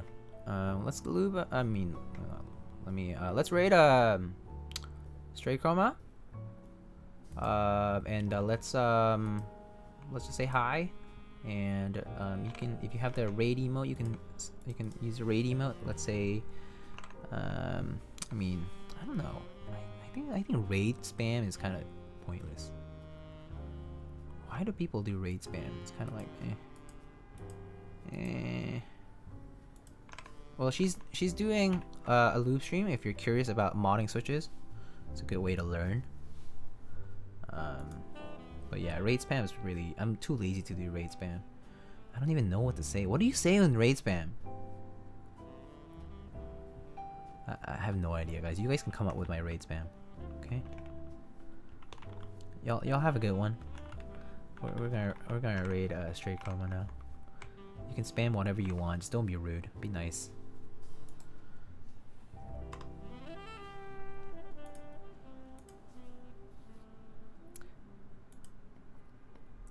Yeah. Have a nice rest of your evening, day, whatever it is, everybody. I hope y'all take care of yourselves. Be safe out there. It's been a very it's been a long year for everyone. So yeah. When's the next stream? I don't know. Probably not tomorrow. So maybe the weekend. Alrighty. Take care, everybody. Thank you so much. I'll probably see you on the weekend, if not early next week. Take it easy. Bye bye.